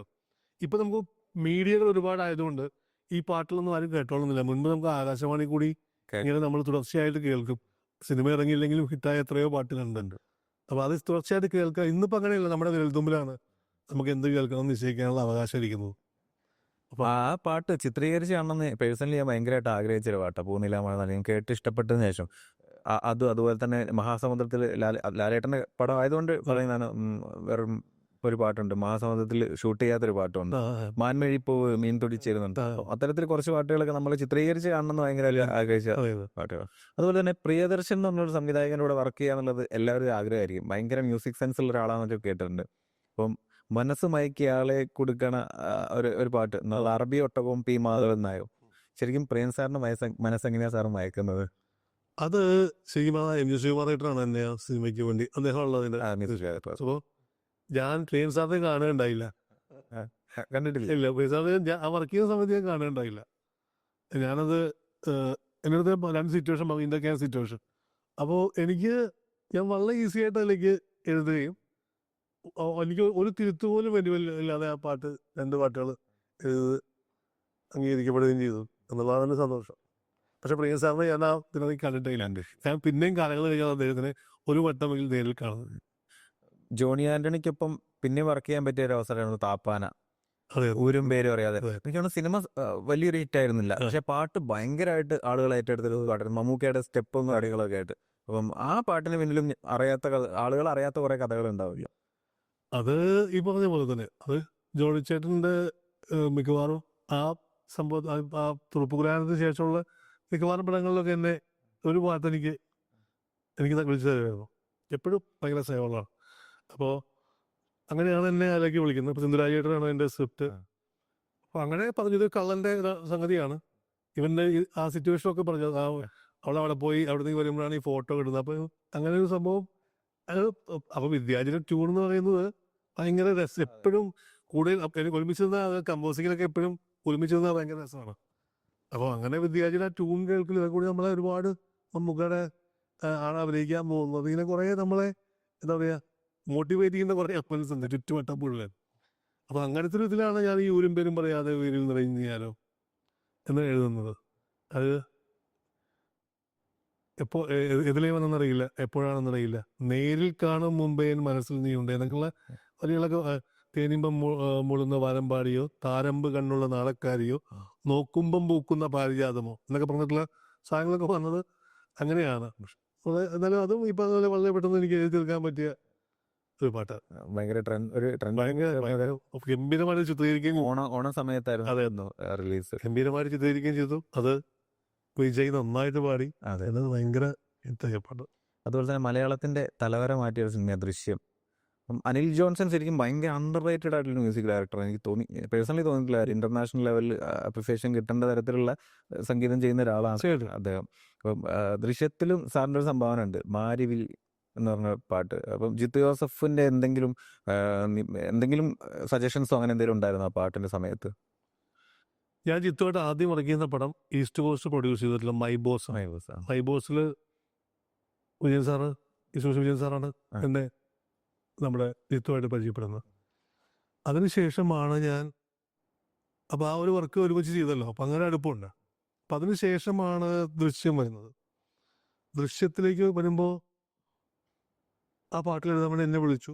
അപ്പോൾ ഒരു പാട്ട് മ്യൂസിക് ചെയ്യുന്നത് വിനു തോമസും ഒരു പാട്ട് അനിൽ ജോൺസണുമാണ്. ഒന്ന് ഇവരുടെ ഈ ഫാമിലി സോങ്. അപ്പോൾ ഈ ഫാമിലി സോങ്ങിനെ കുറിച്ച് എനിക്ക് പിന്നെ ജിത്തുവിനകത്ത് ചെയ്തെന്ന് വെച്ചാൽ ആ സിനിമ മുഴുവൻ എനിക്ക് ഒരൊറ്റ ഇരിപ്പിൽ മുഴുവൻ കഥ സീൻ ഓർഡറെ കുറിച്ച് പറഞ്ഞു തന്നു. ഇത് പറയുമ്പോൾ എനിക്കത് ഞാൻ സിനിമ മൊത്തം ഉൾക്കൊണ്ടുവരി. പിന്നെ അപ്പം ഇത് പറയുമ്പോൾ എനിക്ക് വളരെ എളുപ്പമാണ്. അപ്പം അങ്ങനെയാണ് ഈ മാരിവിൽ കുടനിർത്തും മാനസം പറലാക്കി കളിച്ചിരിയും ആ വരികൾ എഴുതുന്നത്. അത് കഴിഞ്ഞ് അത് കഴിഞ്ഞ് മറ്റൊന്നും കൂടി ഉണ്ട്, ക്ലൈമാക്സിലൊരു പാട്ടാണ്. അത് അനിൽ ജോൺസൺ ചെയ്ത പാട്ടാണ്. അത് അവരുടെ ആ പ്ലാനിങ്ങുകളും ആ കാര്യങ്ങളൊക്കെ നീങ്ങുന്ന സ്ഥലത്ത് നിഴലയെന്നൊരു പാട്ടുണ്ട്. ആ പാട്ട് സിനിമയുടെ അതുമായിട്ട് അത്രയും ബ്ലെൻഡ് ചെയ്ത് കിടക്കുന്നതുകൊണ്ടാണ് ആ പാട്ട് ജനം കേൾക്കാതെ പോലെ. കാര്യം സിനിമയുടെ ഈ പാട്ട് ഒരിക്കലും ആ കണ്ടുകൊണ്ടിരിക്കുന്ന ആൾക്കാരെ ഡിസ്റ്റർബ് ചെയ്യാതെയാണ് ആ പാട്ട് കിടന്നത്. അതുകൊണ്ട് ആ പാട്ട് ശ്രദ്ധിച്ചിട്ടില്ല എന്നുള്ളതാണ് ഒരു സംഗതി. അപ്പോൾ ഇങ്ങനെ 2 പാട്ടുള്ള സിനിമയിൽ ചെയ്യാൻ കഴിയും. ശരിക്കും മാരിവിൽ അപ്പോൾ വിനോദ് തോമസ് ചെയ്ത മ്യൂസിക്കും. ഞാൻ വിചാരിച്ച അനിൽ ജോൺസൺ ടോട്ടൽ ആറാറാണ് അനിൽ ജോൺസൺ ചെയ്തത്. ഈ ഒരു പാട്ട് ഈ നിഴലേ എന്നുള്ള പാട്ടുമാണ്. മറ്റേ പാട്ട് വിനോദ് തോമസ്. അതുപോലെ തന്നെ നമ്മളെ ഇപ്പം ഹിന്ദി സിനിമ എടുത്തു കഴിഞ്ഞാൽ ലഗാൻ, ചക് ദേ ഇന്ത്യ, 83 അങ്ങനെ കുറേ സിനിമകളിൽ ആളുകളെ കോരിത്തെരിപ്പിക്കുന്ന കുറേ സ്പോർട്സിനെ സംബന്ധിച്ച് പ്രത്യേകിച്ച് ക്രിക്കറ്റിനെ സംബന്ധിച്ച് കുറേ ഗാനങ്ങളുണ്ട്. മലയാളത്തിന് അങ്ങനെ ഒറ്റ ഗാനമുള്ളൂ, 1983 നെഞ്ചിലേൻ്റെ ഗാനം. ഭയങ്കര ഒരു വല്ലാത്തൊരു ഫീലാണ് ആ പാട്ട് കേൾക്കുമ്പോൾ. എബ്രിഡിന്റെ എന്തായിരുന്നു ആ പാട്ട് ചിട്ടപ്പെടുത്തുമ്പോഴുള്ള സിനിമ, അതിന്റെ പിന്നണി പ്രവർത്തകരുടെ നിർദ്ദേശങ്ങൾ? അത് ഇതുപോലെ തന്നെ ആ ഒരു സിറ്റുവേഷൻ പറയുന്നു. പിന്നെ നമ്മളാണല്ലോ അപ്പോൾ ഓൾറെഡി ആ നെഞ്ചിലേ എന്നുള്ള ഇത് ഈ ഗോപിസുന്ദറാണ് മ്യൂസിക്. അപ്പോൾ ഗോപി നിന്നത് നെഞ്ചിലേ നിന്ന് തുടങ്ങി വെച്ചിട്ടുണ്ടായിരുന്നു ബാക്കിയുള്ള വരികൾ. അപ്പോൾ അത് വെച്ച് തന്നെ പഠിച്ചോളാൻ പറഞ്ഞു. അപ്പോൾ അങ്ങനെ വെച്ച് എഴുതിയൊരു പാട്ടാണ് നെഞ്ചിലേ എന്നുള്ള പാട്ട്. ഇനി ഇന്ത്യൻ കൊടി പാറും എന്നൊക്കെ പറഞ്ഞിട്ടുള്ള ആ ഒരു ഫീൽ ഉണ്ടാക്കുന്ന പാട്ട്. നമുക്ക് മലയാളത്തിന് എടുത്തു പറയാൻ ഒറ്റ പാട്ടേ ഉള്ളൂ, ആ ഒരു പാട്ടേ ഉള്ളൂ. അപ്പോൾ അതിൽ സംഗീതവും ആ. വിഷ്വലും എല്ലാം കൂടി ചേരുമ്പോഴാണ് അത് അങ്ങനെ ഒരു ഇതായി മാറുന്നത്. വേറെ ട്രെൻഡ് സെറ്റർ സാർ, ഒരു കാലത്ത് ട്രെൻഡ് സെറ്റർ ആയിരുന്നൊരു പാട്ട് സാറിൻ്റെ കയ്യിൽ നിന്ന് വന്നിട്ടുണ്ട്. തുടക്കം മാംഗല്യം തന്തു നാനേന പിന്നെ ജീവിതം ദുംത നാനേന, ബാംഗ്ലൂർ ഡേയ്സിലെ പാട്ട്. ഭയങ്കര കൗതുകമാണ് വരികൾക്കൊക്കെ. കല്യാണത്തിനെ പറ്റി പറയുമ്പം അത്തരത്തിൽ കൗതുകത്തോടെ ആ വരികൾ അവതരിപ്പിക്കുക എന്നുള്ളത് അഞ്ജലി മേനോന്റെ എന്തെങ്കിലും സജഷനോ കാര്യങ്ങളോ? തീർച്ചയായിട്ടും അത് ആ പാട്ടിന് ഞാൻ പലപ്പോഴും പല ഇന്റർവ്യൂകളിലും ഞാൻ പറഞ്ഞിട്ടുണ്ട് അതിനെ കുറിച്ച്. ഈ തുടക്കം മാംഗല്യം എല്ലാവരും ചോദിക്കുന്ന ഒരു ചോദ്യം. തുടക്കം മാംഗല്യത്തിനെ കുറിച്ച് പറയുമ്പോൾ ആ സിനിമയിൽ ഞാൻ അതിനു മുൻപ് ഒരു പാട്ട് എഴുതിയിരുന്നു. അതാണ് തുമ്പിപ്പെണ്ണെ കവിയിലെ. അത് നല്ലൊരു ഭയങ്കര അതെ, അപ്പൊ ആ പാട്ട് എഴുതിയിരിക്കുകയായിരുന്നു. അപ്പോൾ അതെല്ലാം കഴിഞ്ഞ് ഞാൻ പിന്നെ ഒരു പാട്ടായിരിക്കും എനിക്ക് പറഞ്ഞിട്ടുള്ളത്. അത് ചോദിച്ചാൽ ഞാൻ പിന്നെ മറ്റുള്ള ജോലികളിലേക്ക് പോവുകയും അപ്പം വീണ്ടും ഗോപിസുന്ദരം വിളിക്കുകയും ചെയ്തു. പെട്ടെന്നൊരു പാട്ട് വേണം, അതായത് ഷൂട്ടിങ് വച്ചിരിക്കുകയാണ് നാളെ കഴിഞ്ഞ്. ഇന്ന് പാട്ട്, നാളെ കഴിഞ്ഞ് മറ്റന്നാളെ ഷൂട്ടിങ് വച്ചിരിക്കുകയാണ്, എല്ലാം റെഡിയാണ്. പാട്ട് ഇവിടെ കൺഫേം ആയിട്ടില്ല, ലിറിക്ക് കൺഫേം ആയിട്ടില്ല, പെട്ടെന്ന് ഒന്ന് വേണമെന്ന് പറഞ്ഞാൽ അങ്ങനെ ഗോപിസുന്ദരം കാണാൻ വേണ്ടി ഞാൻ ചെല്ലുമ്പോൾ അഞ്ജലി മേനോനുണ്ട്, ഞങ്ങൾ ഒരുമിച്ചിരുന്നു. അപ്പോൾ അഞ്ജലിയുടെ അടുത്ത് കൃത്യമായിട്ട് പറഞ്ഞു, നമുക്കിത് പാട്ട് ഒരു കല്യാണ പാട്ടാണ്, പക്ഷേ ഈ കല്യാണ പാട്ടിൽ ഈ ഫ്രണ്ട്സ് ഇവളെ കളിയാക്കുന്ന പോലെ വേണം. അതായത് നീ കല്യാണം കഴിച്ചാൽ നീ പെട്ടുപോകും, ഇതാണ് നമ്മുടെ എത്തി എന്നത്. അപ്പം എനിക്ക് ഒട്ടും ബുദ്ധിമുട്ടുണ്ടായില്ല പാട്ട് എഴുതാൻ. അപ്പോൾ ഗോപിസുന്ദർ പാടി വെച്ചിട്ടുള്ളൊരു ഈണത്തിന്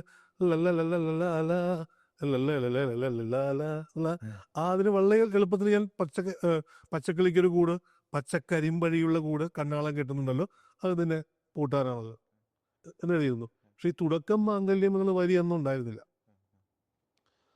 എല്ലാം എഴുതി, എനിക്ക് പലരും എഴുതിയിട്ടത് സുഖമാവുന്നില്ല, മീൻസ് എനിക്ക് തൃപ്തിയാവുന്നില്ല. അവർക്ക് എന്തോ കല്യാണം എന്തൊക്കെ എഴുതി അങ്ങനെ കൊണ്ട് ഞാൻ ഇത് മാത്രം വെക്കണം, ബാക്കിയുള്ളതൊന്നും ഓക്കെയാണോ നോക്കുന്നുണ്ട്. ഞങ്ങൾ വീണ്ടും നെക്സ്റ്റ് ഡേ തന്നെ, ഇപ്പം ഇന്നെനിക്ക് വൈകുന്നേരം ട്യൂൺ കിട്ടി എന്ന് തന്നെ ഞാൻ എഴുതുകയാണ്. ഇത്രയും സാധനം പിറ്റേ ദിവസം രാവിലത്തേക്ക് റെഡിയായി. ഞങ്ങൾ പിറ്റേ ദിവസം ഉച്ചയ്ക്ക് ശേഷം മീറ്റ് ചെയ്യുമ്പോൾ ഇത് മാത്രം ശരിയായിട്ടില്ല, എനിക്ക് അതെന്തെങ്കിലും വേറെ എന്തെങ്കിലും അഡ്ജസ്റ്റ് ചെയ്യാൻ പറ്റുമോ, അവിടെ വരിയൊന്നും ഇല്ലാതെ എന്തെങ്കിലും ചെയ്യാൻ പറ്റുമോ എന്ന് ചോദിച്ചു. അപ്പോൾ ഞാൻ എന്നെ കേൾപ്പിച്ച് എനിക്കിത് എഴുതിയിട്ട് ഇഷ്ടമാവില്ല, അത് ഞാൻ തന്നെ എഴുതിയിട്ട് എനിക്ക് സുഖമാവില്ല. അപ്പോൾ ഗോപി എന്തെങ്കിലും ഒരു ഇത് പറയാമോ? അപ്പോൾ ഗോപിയോ ചേട്ടാ ഞാനവിടെ ഒന്നും ഉദ്ദേശിച്ചില്ല, ഞാൻ ഉദ്ദേശിച്ചതേ ചിലപ്പോൾ മാംഗല്യം തന്തു നാനേന എന്നോ സാധനം ആണ് ഞാനവിടെ, അങ്ങനത്തെ ഒരു സാധനം ഞാൻ ഉദ്ദേശിച്ചത്. ഇത് കേട്ട മാത്രമേ എനിക്ക് അതായത് നമുക്ക് തുടക്കം മാംഗല്യം തന്തുനാനേന പിന്നെ ജീവിതം ധുംധനാനേന പെട്ടെന്ന് തന്നെ എനിക്ക് വന്നൊരു ഇതാണ്. അത് ഗോപി ഇങ്ങനെ ഒരു ത്രെഡിങ് കൂടെ വന്നപ്പോൾ റിട്ടേൺ പോയ സാധനമാണ് കഴിഞ്ഞാൽ. അപ്പോൾ കറക്റ്റായി അഞ്ജലി ഉദ്ദേശിക്കുന്ന മീനിങ് ഈ ധുംധനാന എന്ന് പറഞ്ഞാൽ പ്രത്യേകിച്ച് അർത്ഥമൊന്നുമില്ല. അപ്പോൾ പക്ഷേ ആ തന്തുനാനയ്ക്കൊപ്പം ഈ ധുംധനാനേന വരുമ്പോൾ അത് ഓപ്പോസിറ്റ് അർത്ഥമായി. തുടക്കം മാംഗല്യം ഗംഭീരമാണ്, പിന്നെ അത് പൊളിഞ്ഞ് പാളീസാവും എന്നുള്ള ഇത് തന്നെയാണ് ആ പാട്ടിലൂടെ പറയണമെന്ന് സംവിധായിക ആവശ്യപ്പെട്ടത്. പലരും പാടുമ്പോ ദും വരാം, തൂവല്ല ധുമ്മാണ്, ധും തനാലേന, ധും തനാലേന എന്നാണ് കറക്റ്റ് ആയിട്ടുള്ള ഞാൻ എഴുതിയിരിക്കുന്നത്. അത് തന്നെയാണ് പാടിക്കുന്നത്. അപ്പോൾ അങ്ങനെ ചില ഇതുകൊണ്ട് ചില അർത്ഥങ്ങൾ അവിടെ എന്താണോ ധ്വനിപ്പിക്കുന്നത് അതാണ് അർത്ഥം എന്ന് പറയില്ലേ അവിടെ. അപ്പൊ അത് തന്നെ അപ്പൊ ആ ശരിക്കും സിനിമയുടെ ആവശ്യത്തിന് എന്താണോ വേണ്ടത്, അതായത് കല്യാണം കഴിച്ചാൽ നീ അപകടത്തിലാവും, അപ്പൊ അത് തന്നെ നീ കേട്ടോ ഈ കൂട്ടിൽപ്പെട്ടാൽ പിന്നെ നീലാകാശം കണ്ടോരിൽ എന്ന് ആരോ ചൊല്ലുന്നേ എന്ന് പറയുന്നത്. ഇപ്പൊ ഈ കൂട്ടിൽപ്പെട്ടാൽ പിന്നെ നീ നീലാകാശം കാണില്ല എന്ന് പറയുന്നത് അങ്ങനെ അത് തന്നെയാണ് നമ്മൾ പറഞ്ഞിരിക്കുന്നത്. അപ്പൊ അതിന്റെ സപ്പോർട്ടിംഗ് ആയിട്ടുള്ള അതാണ് തുടക്കമൊക്കെ ഗംഭീരമായിരിക്കും. അപ്പൊ അതും പറഞ്ഞിട്ടുണ്ട്, മറ്റേ കളിമാറും ശേഖവനാകും ഉറുമിയെടുക്കും പടവീരൻ പിന്നെ എരിപൊലിയംഗം അങ്ങനെയുള്ള പുഴിക്കിടക്കെന്നൊക്കെ പറഞ്ഞ് അതിനെക്കുറിച്ചൊക്കെ പറഞ്ഞിട്ടുണ്ട്. അപ്പൊ അതുപോലെ തന്നെയാണ് ചിത്രീകരിച്ച് ചെയ്യുന്നത്. അപ്പൊ അങ്ങനെ രസകരമായിട്ടത് വന്നൊരു പാട്ടാണ്. അതെ, ഇവരുടെ കളിചിരികൾക്കിടയിൽ വരികളിലെ അർത്ഥങ്ങളൊന്നും ഒരുപക്ഷെ ആരും ശ്രദ്ധിച്ചിട്ടുണ്ടായിരുന്നു, ഇത്രയും കാര്യങ്ങൾ അതിൽ. അതെ അതെ, വ്യക്തിപരമായിട്ട് ഒരുപാട് ഇഷ്ടമുള്ള ഭയങ്കര ഇൻസ്പയർഡ് ആയിട്ടുള്ള ഒരു സിനിമയാണ് സുധീവ് ആത്മീക. അതിലൊരുപാട് ഇഷ്ടപ്പെട്ട പാട്ടാണ് എൻ്റെ ജനലരികിൽ ഇരുന്ന് ഒരു ജമന്തി പോയിരിഞ്ഞു. ആ പാട്ടിനകത്ത് ചുനക്കരപ്പൂരം നെന്മാറ വേലയൊക്കെ കടന്നു വരുന്നുണ്ട്. ഭയങ്കര രസമാണ് ആ വരികളൊക്കെ അതിൽ വന്നു ചേർന്നിരിക്കുന്നതാണ്. അപ്പം അങ്ങനത്തെ വേല പൂരമൊക്കെ അതിനകത്ത് കൊണ്ടുവരാനുള്ള അതറിയാനുള്ളൊരു കൗതുകമാണ് ആ പാട്ടിനകത്ത് കൊണ്ടുവരാനുള്ള കാര്യം. അത് ശരിക്കും പറഞ്ഞാൽ സുദീപ് ആത്മീകം ചെയ്യുമ്പോൾ രഞ്ജിത്ത് ഇപ്പൊ ഞങ്ങൾ അടുപ്പിച്ച സിനിമകൾ ചെയ്തുകൊണ്ടിരിക്കുകയായിരുന്നു, രഞ്ജിത്തും ബിജുപാലും ഒക്കെയാണ്. അപ്പോൾ അതിനകത്ത് പറഞ്ഞത് പാലക്കാട് മാത്രം കണ്ടിട്ടുള്ള ഒരു ഗ്രാമീണനാണ് ഈ സുധി. അപ്പൊ അവൻ അവിടുന്ന് പുറത്തേക്ക് തന്നെ പോയിട്ടില്ല. അപ്പൊ അവന്റെ മനസ്സിൽ അവൻ കണ്ടുമുട്ടിയ പെൺകുട്ടിയോടുള്ള ഒരു പ്രണയം, അങ്ങനത്തെ ഒരു പാട്ടായിരിക്കണം ഇത് എന്ന് പറഞ്ഞു. അപ്പോൾ ഞങ്ങൾ അതൊക്കെ പറഞ്ഞ് അങ്ങനെ ഇരുന്ന് വൈകുന്നേരം ആയപ്പോൾ ഞങ്ങൾ ഡിസ്കഷൻ കഴിഞ്ഞ് വൈകുന്നേരം ബിജുപാൽ ട്യൂൺ ഞങ്ങൾ പിരിയാൻ നേരത്ത് ഒരു ട്യൂൺ കേൾപ്പിക്കാൻ പറഞ്ഞ് അപ്പോൾ എടുത്തൊരു ട്യൂൺ വായിച്ച് കേൾപ്പിച്ചു. അതാണ് ഈ ജനലരികളുടെ ട്യൂൺ എന്നുള്ള എഴുതിയത്. അപ്പോൾ ഞാനത് വെച്ച് ഒരു പല്ലവി എഴുതാം, എന്നിട്ട് നമുക്ക് ബാക്കി അനുപല്ലവി ചിലർക്ക് ആലോചിച്ചാൽ മതി, അതിന് പല്ലവി എഴുതി നോക്കാം എന്ന് പറഞ്ഞ് ഞങ്ങൾ അങ്ങനെ ഇരിക്കുക. അപ്പോൾ ഞാൻ 2-3 ദിവസത്ത് ഒരു പല്ലവി എഴുതി. അതിൻ്റെ അനുപല്ലവിയിലാണ് ഞാൻ ജനലരികളെ ജമന്തിപ്പൂവിന് മുഖം തെളിഞ്ഞതും എന്നാണെന്നൊക്കെ പറഞ്ഞ് വരികളൊക്കെ എഴുതി ഇച്ചിരി കൊണ്ടുവന്നു. അത് ഞാനും രഞ്ജിത്ത് ചങ്ങനും കൂടെ ഇരിക്കുമ്പോൾ രഞ്ജിത്ത് തോന്നുന്നു ഈ ജമന്തി നമുക്ക് ആദ്യത്തേക്ക് ഇടണ്ട, അങ്ങനെ ഒരു പല്ലവി പിടിക്കാൻ പറ്റുമെന്ന് ചോദിച്ചു. നമ്മൾ നോക്കാലോ എന്ന് പറഞ്ഞത്. അപ്പോൾ ഞാനത് എൻ്റെ ജനലരികിൽ നിന്ന് ഒരു ജമന്തിപ്പൂ വിരിഞ്ഞു എന്നാക്കി മാറ്റി. അങ്ങനെ അത് എഴുതി കഴിഞ്ഞപ്പോൾ ഒന്നുകൂടി രസം തോന്നി, ഇത് കൊള്ളാം എന്ന് പറഞ്ഞാൽ അങ്ങനെ പല്ലവി ഫിക്സ് ചെയ്ത് കഴിഞ്ഞപ്പോൾ ഈ അനുപല്ലവി ഇത് ഓൾറെഡി എൻ്റെ മനസ്സിലുണ്ട്. അത് ഞാൻ എഴുതി വെച്ചിട്ടുണ്ടായിരുന്നു. അതായത് ഈ 4 മണി പൂരിയുടെ നാട്ടുപാത, അത് ചരണമായിട്ടും മറ്റേ ചെനക്കത്തൂര് പൂരത്തിന് ചാന്തുമാല കുപ്പിവള അവൾ വരുമ്പോൾ പ്രണയിക്കാൻ വാങ്ങി വെച്ചു ഞാൻ. മീനവയിൽ നെയ്ത് തന്ന തങ്കക്കസവാട ചാർത്തി നെന്മാറ വേല കാണാൻ കൊണ്ടുപോകും ഞാൻ. അത് ഞാൻ നെന്മാറ വേല ഒരിക്കൽ കാണാൻ പോയി ഇതിനു മുമ്പ്. അപ്പം അന്നേ എനിക്ക് മനസ്സിലായി നെന്മാറ വേലയെ കുറിച്ച് ഏതെങ്കിലും പാട്ടിൽ എഴുതാൻ പറ്റുമ്പോൾ എഴുതുന്നത്. അപ്പം ഇത് തന്നെ അവസരം എന്ന് കണ്ട് അങ്ങനെ എഴുതിയതാണ്. തൃശ്ശൂർ പൂരത്തിനെ പറ്റി ഇത് അവിടെ ഇങ്ങനെ നെന്മാറ വെടിക്കെട്ട് കാണാൻ വേണ്ടിയിട്ട് അവിടെ ഒരു രാത്രി ഇങ്ങനെ തങ്ങുമ്പോൾ നെന്മാറ വേലയെ കുറിച്ച് എവിടെയെങ്കിലും ഒരു പാട്ട് എഴുതാൻ പറ്റിയാൽ ഇത് അതിനകത്ത് കൊള്ളിക്കണം. അപ്പോൾ കൃത്യമായ അവസരം കിട്ടിയൊരു പാട്ടാണ് അത്. അപ്പോൾ ശരിക്കും പറഞ്ഞാൽ അതിനകത്ത് വേറൊരു കാര്യം കൂടെ ഉണ്ട്. ചിലക്കത്തൂര് പൂരം കഴിഞ്ഞിട്ടാണ് നെന്മാറ വേല. ആണ് ചിലക്കത്തൂര് പുതിയ ആദ്യം പറഞ്ഞേക്കണേ, നെന്മാറ വേല രണ്ടാമത് പറഞ്ഞേക്കുന്നത്. പിന്നെ അതിന് ഇങ്ങനത്തെ സാധനം എഴുതാനുള്ള പ്രേരണ ഭാസ്കരൻ മാഷിൽ നിന്ന് കിട്ടിയതാണ്. ഭാസ്കരൻ മാഷ്ക്ക് ഒരുപാട് പാട്ടുകൾ ഇതുപോലത്തെ ഈ സ്ഥലപ്പേരുകളൊക്കെ ഉള്ള ഇരുന്നത്. അപ്പം അങ്ങനെ എഴുതാനൊരു കൊതി, അതുകൊണ്ടിട്ടാണ് എഴുതുക. ഒരു കൊതിയും കൂടി ഉണ്ട്. അപ്പോൾ ആ ഒരു കൊതി തീർത്ത പാട്ടാണത്. അങ്ങനത്തെ ആ ഒരു ബ്യൂട്ടിഫുൾ ആയിട്ടുള്ള നാടും. ഇപ്പം മാർഗഴിയിൽ മല്ലിക പൂത്താൽ മണ്ണാർക്കാട് പൂരം ഭാസ്കരൻ മാഷ് ഫേമസ് പാട്ടാണല്ലോ. അപ്പോൾ ഒരുപാട് പാട്ടുകൾ മാഷ് അങ്ങനെ എഴുതിയിട്ടുണ്ട്. പൂർണ്ണത്തിലെങ്കിലും എനിക്ക് എഴുതണമെന്നൊരു ആഗ്രഹം വന്നപ്പോൾ നന്നായിട്ട് ബ്ലെൻഡായി വരും ചെയ്യും. അതെ. അപ്പോൾ കറക്റ്റ് സിറ്റുവേഷനാണ് അത് വെച്ചത്. ഞാൻ പാലക്കാട്ടുകാരനാണ്, ആ ഭാഗത്തുള്ള ആളാണ്. അപ്പോൾ ചിലക്കത്തൂര് പൂരം നെന്മാറവിലേക്ക് അടുത്ത് കടന്നു വരാം, അങ്ങനെയാണ് അത് എഴുതിയത്. അപ്പോൾ ആ 2 സെറ്റ് ഓഫ് വരികൾ എഴുതിയത് ബിജിക്ക് കൊടുക്കലും ബിജി അത് അപ്പം തന്നെ അടുത്ത 10 മിനിറ്റിൽ അത് ട്യൂൺ ചെയ്തു. ഒറ്റ ട്യൂൺ അത് അപ്പം ഫിക്സായി. അങ്ങനെ ഉണ്ടായ പാട്ടാണ് ഇത്. അപ്പോൾ അത് കഴിഞ്ഞപ്പോഴായി രംഗത് ആരെ കൊണ്ട് പാടിക്കും, ഒരു സംശയമൊന്നും ജയേട്ടനെ കൊണ്ട് തന്നെ പാടിച്ചാൽ മതി. അങ്ങനെ ജയേട്ടൻ അടുത്തൊരു ദിവസം ജയേട്ടൻ വന്നു. 3/4 മണിക്കൂറോട് ജയേട്ടൻ പാട്ട് പാടി. അത് ഞാനിപ്പോഴും നോക്കണം ആ പാട്ട് ആദ്യം എനിക്ക് വളരെ എഴുത്തിൽ വളരെ ഇഷ്ടപ്പെട്ട എൻ്റെ ഏറ്റവും പ്രിയപ്പെട്ട പാട്ടുകളിൽ നിന്നാണ്. അപ്പോൾ ആ പാട്ട് രഞ്ജിത്ത് എനിക്ക് അന്ന് രാത്രിയിൽ അത് മിക്സിങ് എല്ലാം കഴിഞ്ഞ് എനിക്കിത് അയച്ചു തന്നപ്പോൾ ഞാൻ ഇരുന്നിരിപ്പിൽ 10 തവണ ആ പാട്ട് കേട്ടു.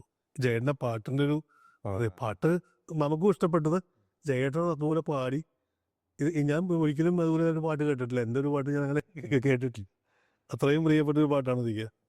ജയൻ സാറിന്റെ സൗണ്ട് ശബ്ദം ഇപ്പൊ വളരെ കുറവാണ് കേൾക്കുന്നത്. വളരെ കുറവ്. വേണുഗോപാൽ സാർ അങ്ങനെ ഇവരൊക്കെ വളരെ കുറവ് പാട്ടുകളെ പാടുന്നു. പക്ഷെ കേൾക്കുമ്പം വരുന്ന പാട്ടുകളൊക്കെ അത്രയ്ക്ക് പ്രിയപ്പെട്ടതായിരുന്നു. അതെ, അത്തരത്തിലൊരു പാട്ടായിരുന്നത്. അതുപോലെ തന്നെ ചാർലി എന്ന സിനിമയിലെ വളരെ ശ്രദ്ധിക്കപ്പെട്ട രംഗാണ് അവൻ കൽപ്പന ചേച്ചി ദുൽഖറുമായിട്ടുള്ള ഒരു സീൻസ്. ആ സമയത്ത് ചിത്തിരത്തിര എന്ന് പറഞ്ഞ പാട്ട് ഉണ്ടല്ലോ. ആ പാട്ടിൻ്റെ ഇടയിൽ ചില വരികളുണ്ട്. തിങ്കളിനെ തിരയുന്ന വരികൾ 1-2 വട്ടം ഞാൻ ശ്രദ്ധിച്ചറിയാം. തിങ്കൾ എവിടെ എന്നൊക്കെ ചോദിച്ചിട്ടുള്ളത്. അപ്പം അതുകൊണ്ട് എന്തായിരുന്നു ശരിക്കും അർത്ഥമാക്കുന്നത്? അതായത് അതൊരു രാത്രിയിലെ സീക്വൻസ് അല്ലേ. അങ്ങനെ ആ തുടക്കം തന്നെ ചിത്തിരത്തിര തര ഇങ്ങനെ ടൂൾ. അപ്പൊ അതേ ആക്സെന്റിലാണ് പാട്ട്. ചിത്തിരത്തിര എത്തി രാത്തിര അങ്ങനെ. അപ്പൊ ഇത് കേൾക്കുമ്പോ ചിത്തിരത്തിര എത്തിരാത്തിര അങ്ങനെ കിടക്കുന്നത്. അപ്പൊ അങ്ങനെ ഒരു ട്രിക്കാണ് ഇതിനകത്ത് ഉപയോഗിച്ചത്. അപ്പോ ഇവര് തോണിയിൽ ഉള്ള ആ ഒരു സംഗതി, അപ്പൊ ആ സിറ്റുവേഷൻ അനുസരിച്ചിട്ട് ഇത് മാത്രമേ കഴിഞ്ഞാൽ അവിടുത്തെ എന്തായിരിക്കും അവിടുത്തെ കാര്യങ്ങൾ. തിങ്കൾ എവിടെയെന്നുള്ള ആ കഥയുടെ അതിന്റെ മുന്നോട്ട് ആഴി നടുവിൽ നിന്ന് എറിയുന്ന പായ നിവരുന്ന പോലെ ഇങ്ങനെ ഈ തലയടിച്ച് കയറുന്ന സംഭവമുണ്ടല്ലോ. നമ്മളിങ്ങനെ പായ നിവർത്തില്ലേ, അങ്ങനത്തെ വരികളൊക്കെ നിവർത്തുന്നുണ്ട്. കാരണം അതുമായിട്ട് ഇങ്ങനെ എന്തൊക്കെ എഴുതാൻ കഴിയും എന്നാലോചിച്ച് പാട്ട് എത്ര ബിജി ബാൽ സാറിൻ്റെ കൂടെ ഒരുപാട് പാട്ടുകൾ വർക്ക് ചെയ്തിട്ടുണ്ട്, ഒരുപാട് പാട്ടുകൾ ഇപ്പോൾ പറഞ്ഞു. എനിക്ക് തോന്നുന്നു സാർ ഏറ്റവും കൂടുതൽ വർക്ക് ചെയ്തത് സാറിൻ്റെ കൂടെ ആയിരിക്കും. ആയിരിക്കും. അത്തരത്തിൽ രാമൻ്റെ ഏതെങ്കിലും തോട്ടത്തിൽ അകലെ ഒരു കാടിൻ്റെ എന്ന് പറഞ്ഞ പാട്ട് അതിമനോഹരമായിട്ട് വന്നൊരു പാട്ടാണ്. ആ സിനിമ എനിക്ക് പേഴ്സണലി ഭയങ്കര ഇഷ്ടപ്പെട്ട ഒരു സിനിമയാണ്. അപ്പം ശരിക്കും രണ്ട് ചോദ്യങ്ങളുണ്ട്. ബിജുപാൽ സാറായിട്ടുള്ള ബന്ധം തുടങ്ങുന്നതും പിന്നെ അകലെ ഒരു കാടിൻ്റെ പിന്നാമ്പുറ കഥകളും. ബിജിവാലുമായിട്ടുള്ള ബന്ധം സിനിമയും ആയിട്ട് തുടങ്ങിയതല്ല. ഞങ്ങൾ സിനിമയിൽ എത്തുന്നതിന് മുമ്പേ തന്നെ സുഹൃത്തുക്കളാണ്. അപ്പോൾ ഞാൻ സ്കൂൾ അധ്യാപകനായിരുന്ന കാലത്തും ബിജി അന്ന് നല്ല തിരക്ക് പിടിച്ച മ്യൂസീഷ്യൻ തന്നെയാണ് അന്ന്, സ്വന്തമായിട്ട് സ്റ്റുഡിയോ. അപ്പോൾ വളരെ ചെറുപ്പകാലം മുതൽ അറിയാം. അത് നമ്മുടെ ഒരു 20-30 വയസ്സൊക്കെ ഉള്ള പ്രായഘട്ടങ്ങളിൽ അന്ന് ഞങ്ങൾ നേരത്തെ തന്നെ അറിയുന്നവർ. അപ്പോൾ ആ കാലത്തും ഞങ്ങൾ പാട്ടുകൾ ചെയ്തിട്ടുണ്ട്. ചെറിയ പരസ്യങ്ങളുടെ പാട്ടുകൾ ഒക്കെ ചെയ്തിട്ടുണ്ട്. അപ്പോൾ അതൊരു സൗഹൃദം, അത് സ്ഥിരമായിട്ടുള്ള സൗഹൃദമാണ്. അത് സിനിമയിൽ വന്നിട്ടുള്ള സൗഹൃദമല്ല അത്.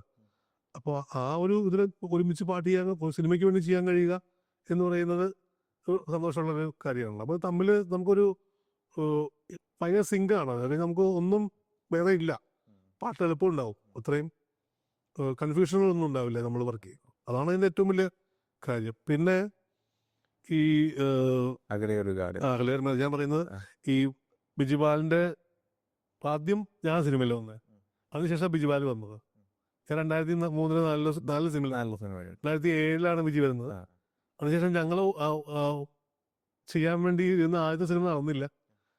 ആദ്യ സിനിമ ഇരുന്നെങ്കിൽ നടന്നില്ല. അതിനുശേഷമാണ് ഡാഡി കൂളും അവിടെ മുതൽ അങ്ങോട്ട് ഞങ്ങൾ കുറേ പടങ്ങൾ ഇപ്പോൾ വരെ ചെയ്തുകൊണ്ടിരിക്കുന്നത്. അപ്പോൾ അങ്ങനെയുള്ള ഇതിലാണ് നമ്മുടെ രഞ്ജിത് ശങ്കറിൻ്റെ ഇത് വരുന്നത്. നമ്മുടെ രാമൻ്റെ ഏതെന്തോടത്തേക്ക് ഞങ്ങൾ എത്തുന്നത്. അത് തൊട്ടുമുമ്പത്തെ പടങ്ങളൊക്കെ നമ്മളാണല്ലോ ചെയ്യുന്നത്. അപ്പോൾ അതൊരു ഭയങ്കര സിങ്ക് ആയിട്ടുള്ളൊരു ടീമായിരുന്നു. ഇപ്പോൾ രഞ്ജിത്തിൻ്റെ പടങ്ങളിൽ എപ്പോഴും ഈ പറഞ്ഞ പോലെയാണ്, ഭയങ്കര സിംഗിൾ അതുകൊണ്ട് കാര്യം പറഞ്ഞാൽ ഇപ്പോൾ നമുക്ക് നിവർത്തിക്കാൻ പറ്റും. അപ്പോൾ ഈ കഥ കേട്ട് കഴിഞ്ഞിട്ട് സാധാരണ ചിലപ്പോൾ ഞാൻ വിചാരിച്ചു ഇത് ട്യൂണിടണോ എഴുതണോ എന്ന് ഞാൻ പറയാം. എന്നിട്ട് നമുക്ക് പാട്ടിനെ ഡീൽ ചെയ്യുക, അല്ലെങ്കിൽ നമുക്ക് പാട്ട് ചിലപ്പോൾ ഉദ്ദേശിച്ചിടത്ത് എത്തിക്കാൻ പറ്റില്ല എന്ന് പറയാനുണ്ട്. അപ്പം അങ്ങനെ പറഞ്ഞപ്പോൾ ഇത് പാട്ട് കഥയെ കേട്ടു ഞങ്ങൾ. അപ്പോൾ ഞാനന്ന് ഈ പറഞ്ഞ പോലെ ഈ യാത്രകളൊക്കെ നമ്മൾ ആലോചനകളായിരിക്കുമല്ലോ. ആ ആലോചനകളാണ് എനിക്ക് ഇത് തോന്നിയത്. ഈ അകലെ ഒരു കാടിൻ്റെ എന്നൊന്ന് എഴുതി വെക്കാം എന്ന് എഴുതിയപ്പോൾ വളരെ ഈസി ആയിട്ട് ഞാൻ ആ സിനിമയുടെ കഥയാണ് അതിനകത്ത് വച്ചിരിക്കുന്നത്. അപ്പോൾ എനിക്കത് ഏറ്റവും പ്രിയപ്പെട്ട പാട്ടാണ്. എൻ്റെ ഏറ്റവും രചനകളിൽ എനിക്ക് ഇനി അതുപോലൊരു പാട്ട് എഴുതാൻ പറ്റുമെന്ന് പോലും അത്രയും അധികം എനിക്ക് ഇഷ്ടമുള്ള പാട്ടാണ് ആ പാട്ട്. അപ്പം അത് ബിജി ട്യൂൺ ചെയ്തു. രഞ്ജിത്ത് അത് കേട്ട് രഞ്ജിത്ത് ഭയങ്കര ഇഷ്ടമായി. പക്ഷേ ആദ്യം അത് മനസ്സിലായി എന്താണ് സംഭവം. പിന്നെ 2 ദിവസം കഴിഞ്ഞപ്പോൾ രഞ്ജിത്ത് ഫേസ്ബുക്കിലൊക്കെ വലിയ പോസ്റ്റൊക്കെ ഇട്ട് കാരണം ഇങ്ങനെ സിനിമയെ ഇങ്ങനെ പാട്ടിലേക്ക് ഒതുക്കാൻ പറ്റും അത് മനസ്സിലാക്കി കഴിഞ്ഞപ്പോൾ അങ്ങനെ രസകരമായൊരു സംഭവം ആ പാട്ടിനുണ്ട്. അങ്ങനെ അപ്പോൾ ഞങ്ങൾ ആക്ച്വലി വേറൊരു ഇവള് പാടുന്ന മാവിലക്കുള്ളിൽ പൈങ്കിളിയുള്ള പാട്ടിനാണ്. ആ പാട്ടിൻ്റെ സിറ്റുവേഷനിലേക്ക് വേണ്ടി ആദ്യം പിന്നെ എഴുതിയത്. പക്ഷെ അത് ഇങ്ങോട്ട് മാറ്റി അവിടേക്ക് വേറെ പാട്ട് ചെയ്യുകയാണ് ചെയ്തത്. സാറിൻ്റെ കരിയറിൽ എനിക്ക് ഏറ്റവും ഇഷ്ടപ്പെട്ടൊരു പാട്ടുണ്ട്. അതിന് മുന്നേ ഒരു സീസണിൽ ഒരു ഓണമാണെന്ന് തോന്നുന്നു, ഇറങ്ങിയ ഹിറ്റായ 3 സിനിമകളിൽ സാർ പാട്ട് എഴുതിയിട്ടുണ്ട്. ആദം ജോൺ, വെളിപാടിൻ്റെ പുസ്തകം, ഞണ്ടുകളുടെ നാട്ടിലൊരു ഇടവേള. അതിൽ എനിക്ക് ഏറ്റവും ഇഷ്ടപ്പെട്ടു സാർ ചെയ്തതിൽ വെച്ച് ഏറ്റവും ഇഷ്ടപ്പെട്ടൊരു പാട്ടാണ് നനവേറെ തന്നിട്ട് മുറ്റത്തെ പൂമട്ടിൽ പുഞ്ചിരി വിരിയാത്ത എന്ത്. ഭയങ്കര പവർഫുള്ളാണ് എന്ന് വെച്ചാൽ ഭയങ്കര സിമ്പിളാണ്, പക്ഷെ ഭയങ്കര പവർഫുൾ വരികളാണ്. ഒരു അമ്മയുടെ പുഞ്ചിരി അവിടെ നഷ്ടമാവുന്നതിനെ പറ്റിയിട്ട്. ശരിക്കും എന്തായിരുന്നു അൽത്താഫിൻ്റെ ആ ഒരു പാട്ട് എഴുതുമ്പോൾ അല്ലെങ്കിൽ കിട്ടിയിരുന്ന സന്ദർഭം പാട്ട് എഴുതാൻ വേണ്ടി? ഏറ്റവും വലിയ വെച്ചാൽ സംവിധായകർ എത്രമാത്രം തീവ്രമായിട്ട് അവരുടെ സിറ്റുവേഷനെ നമ്മളിലേക്ക് പകർന്നു വരുന്നു. അതാണ് നമ്മുടെ എഴുതാനുള്ള ഇൻസ്പിറേഷൻ. അവിടെ കൃത്യമായ സിറ്റുവേഷൻ ഉണ്ടെങ്കിൽ നമുക്ക് എഴുതാൻ ബുദ്ധിമുട്ടില്ല. വെറുതെ ഒരു പാട്ട് എന്ന് പറയുമ്പോഴാണ് നമുക്ക് ബുദ്ധിമുട്ട്. ഇവിടെ ഒരു പാട്ട് വേണം, അത് എന്താണ് കണ്ടന്റ് വേണ്ടത്, എന്താണ് സിറ്റുവേഷൻ എന്നുള്ളത് കൃത്യമായിട്ട് നമുക്ക് പകർന്നു തന്നാൽ നമുക്ക് അതിനെക്കുറിച്ച് ആലോചിക്കാം, എഴുതാം. അങ്ങനെ വളരെ റിലാക്സ്ഡ് ആയിട്ടാണ് നമ്മൾ ഞണ്ടുകളുടെ നാട്ടിലെ 2 പാട്ടിലും ചെയ്തത്. പ്രത്യേകിച്ചും ജസ്റ്റിൻ ചെയ്യുന്ന ആദ്യത്തെ സിനിമ. ജസ്റ്റിൻ ബിജിയുടെ ഒപ്പം ആയിരുന്നല്ലോ. അപ്പോൾ ഞങ്ങൾ വളരെ അടുത്ത സുഹൃത്തുക്കളാണ്. ജസ്റ്റിൻ വരുന്നതിന് ബിജിയുടെ പാട്ടിലൂടെയാണ് ബിജിയാണ് ജസ്റ്റിനെ അവതരിപ്പിക്കുന്നത്, സിനിമയിലേക്ക് ചെയ്യുന്നത്. അപ്പോൾ എൻ്റെ പാട്ട് തന്നെയാണ് എനിക്ക് തോന്നുന്നത് ജസ്റ്റിനെ ആദ്യമായിട്ട് പ്രോഗ്രാം ചെയ്യുന്നതും ബിജിക്ക് വേണ്ടി പ്രോഗ്രാം ചെയ്യുന്ന പാട്ട്. ഇതിനകത്ത് എന്താണ് നമ്മുടെ ബെസ്റ്റ് ആക്ടറിലൊക്കെയാണ് വരുന്നത്. അപ്പോൾ അന്ന് മുതലുള്ള സൗഹൃദമാണ്. അപ്പോൾ ആദ്യത്തെ പടം ചെയ്യുമ്പോൾ എന്നെ തന്നെയാണ് എഴുതാൻ വേണ്ടി വിളിക്കുന്നത്. അപ്പോൾ അങ്ങനെ അൽത്താഫ് ഞങ്ങൾ ഒരുമിച്ചിരുന്നു, ഇങ്ങനെ കഥ അതിൻ്റെ ഇതൊക്കെ പറഞ്ഞു. 2 പാട്ടുകളാണ്. അപ്പോൾ ഈ 2 പാട്ടുകളും ഞങ്ങൾ ശരിക്കും പറഞ്ഞാൽ ചെയ്തത് എഴുതിയാക്കിയത്. അപ്പോൾ ഞാൻ പറഞ്ഞു വരി എന്നാണ് ഒരു കാര്യം ചെയ്യാൻ ജസ്റ്റ് എഴുതാം എന്ന് പറഞ്ഞാൽ ഞങ്ങളിങ്ങനെ വർത്താനം പറഞ്ഞു. ഈ പിറ്റേ ദിവസം ഞങ്ങൾ ഒരു 1-2 ദിവസം ഞങ്ങൾ ഇവിടുന്ന് മാറിയിരുന്നു, സ്ഥലത്തുനിന്ന് മാറി ഞങ്ങൾ മറ്റൊരിടത്ത് പോയി ഒരുപാട് ഇതിനെക്കുറിച്ച് സംസാരിച്ച് എന്തൊക്കെ എഴുതാൻ പറ്റുന്നൊക്കെ ആലോചിച്ച് പിറ്റേ ദിവസം രാവിലെ വളരെ നേരത്തെ ഉണ്ടെന്ന് ഞാൻ എഴുതിയ പാട്ടാണ് ഈ തലവേഗം തന്നിട്ടു. അതിനു മുമ്പ് എന്താവോ എന്നുള്ള പാട്ടുണ്ട്. അതും ഇതുപോലെ തന്നെ ഞങ്ങൾ കൂടി ഇരുന്നിട്ട് പെട്ടെന്ന് ഞാൻ ഇങ്ങനെ ഒരു സംഭവം എഴുതാം എന്ന് പറഞ്ഞിട്ടുണ്ടായ അത് രണ്ടും ജസ്റ്റിൻ ട്യൂൺ ചെയ്ത് അത്രയും മനോഹരാക്കി. അങ്ങനെ എഴുതി ട്യൂൺ ചെയ്ത പാട്ടായി. നനവേറെ തന്നിട്ടും മുറ്റത്തെ പൂമുട്ടെന്നുള്ള അമ്മേനെ തന്നെ അല്ലേ?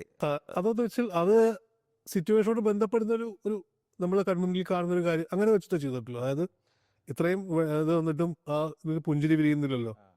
ഇവിടെ എന്തൊക്കെയോ സംഭവിക്കാം, എന്തൊക്കെയോ ബാഡ് ആയിട്ടുള്ള എന്തൊക്കെയോ സംഭവിക്കാൻ പോവുകയാണ്. കഴിഞ്ഞാൽ അവർക്കും ഓൾറെഡി ക്യാൻസർ എന്ന് പറയുന്ന അസുഖം വരുന്നു.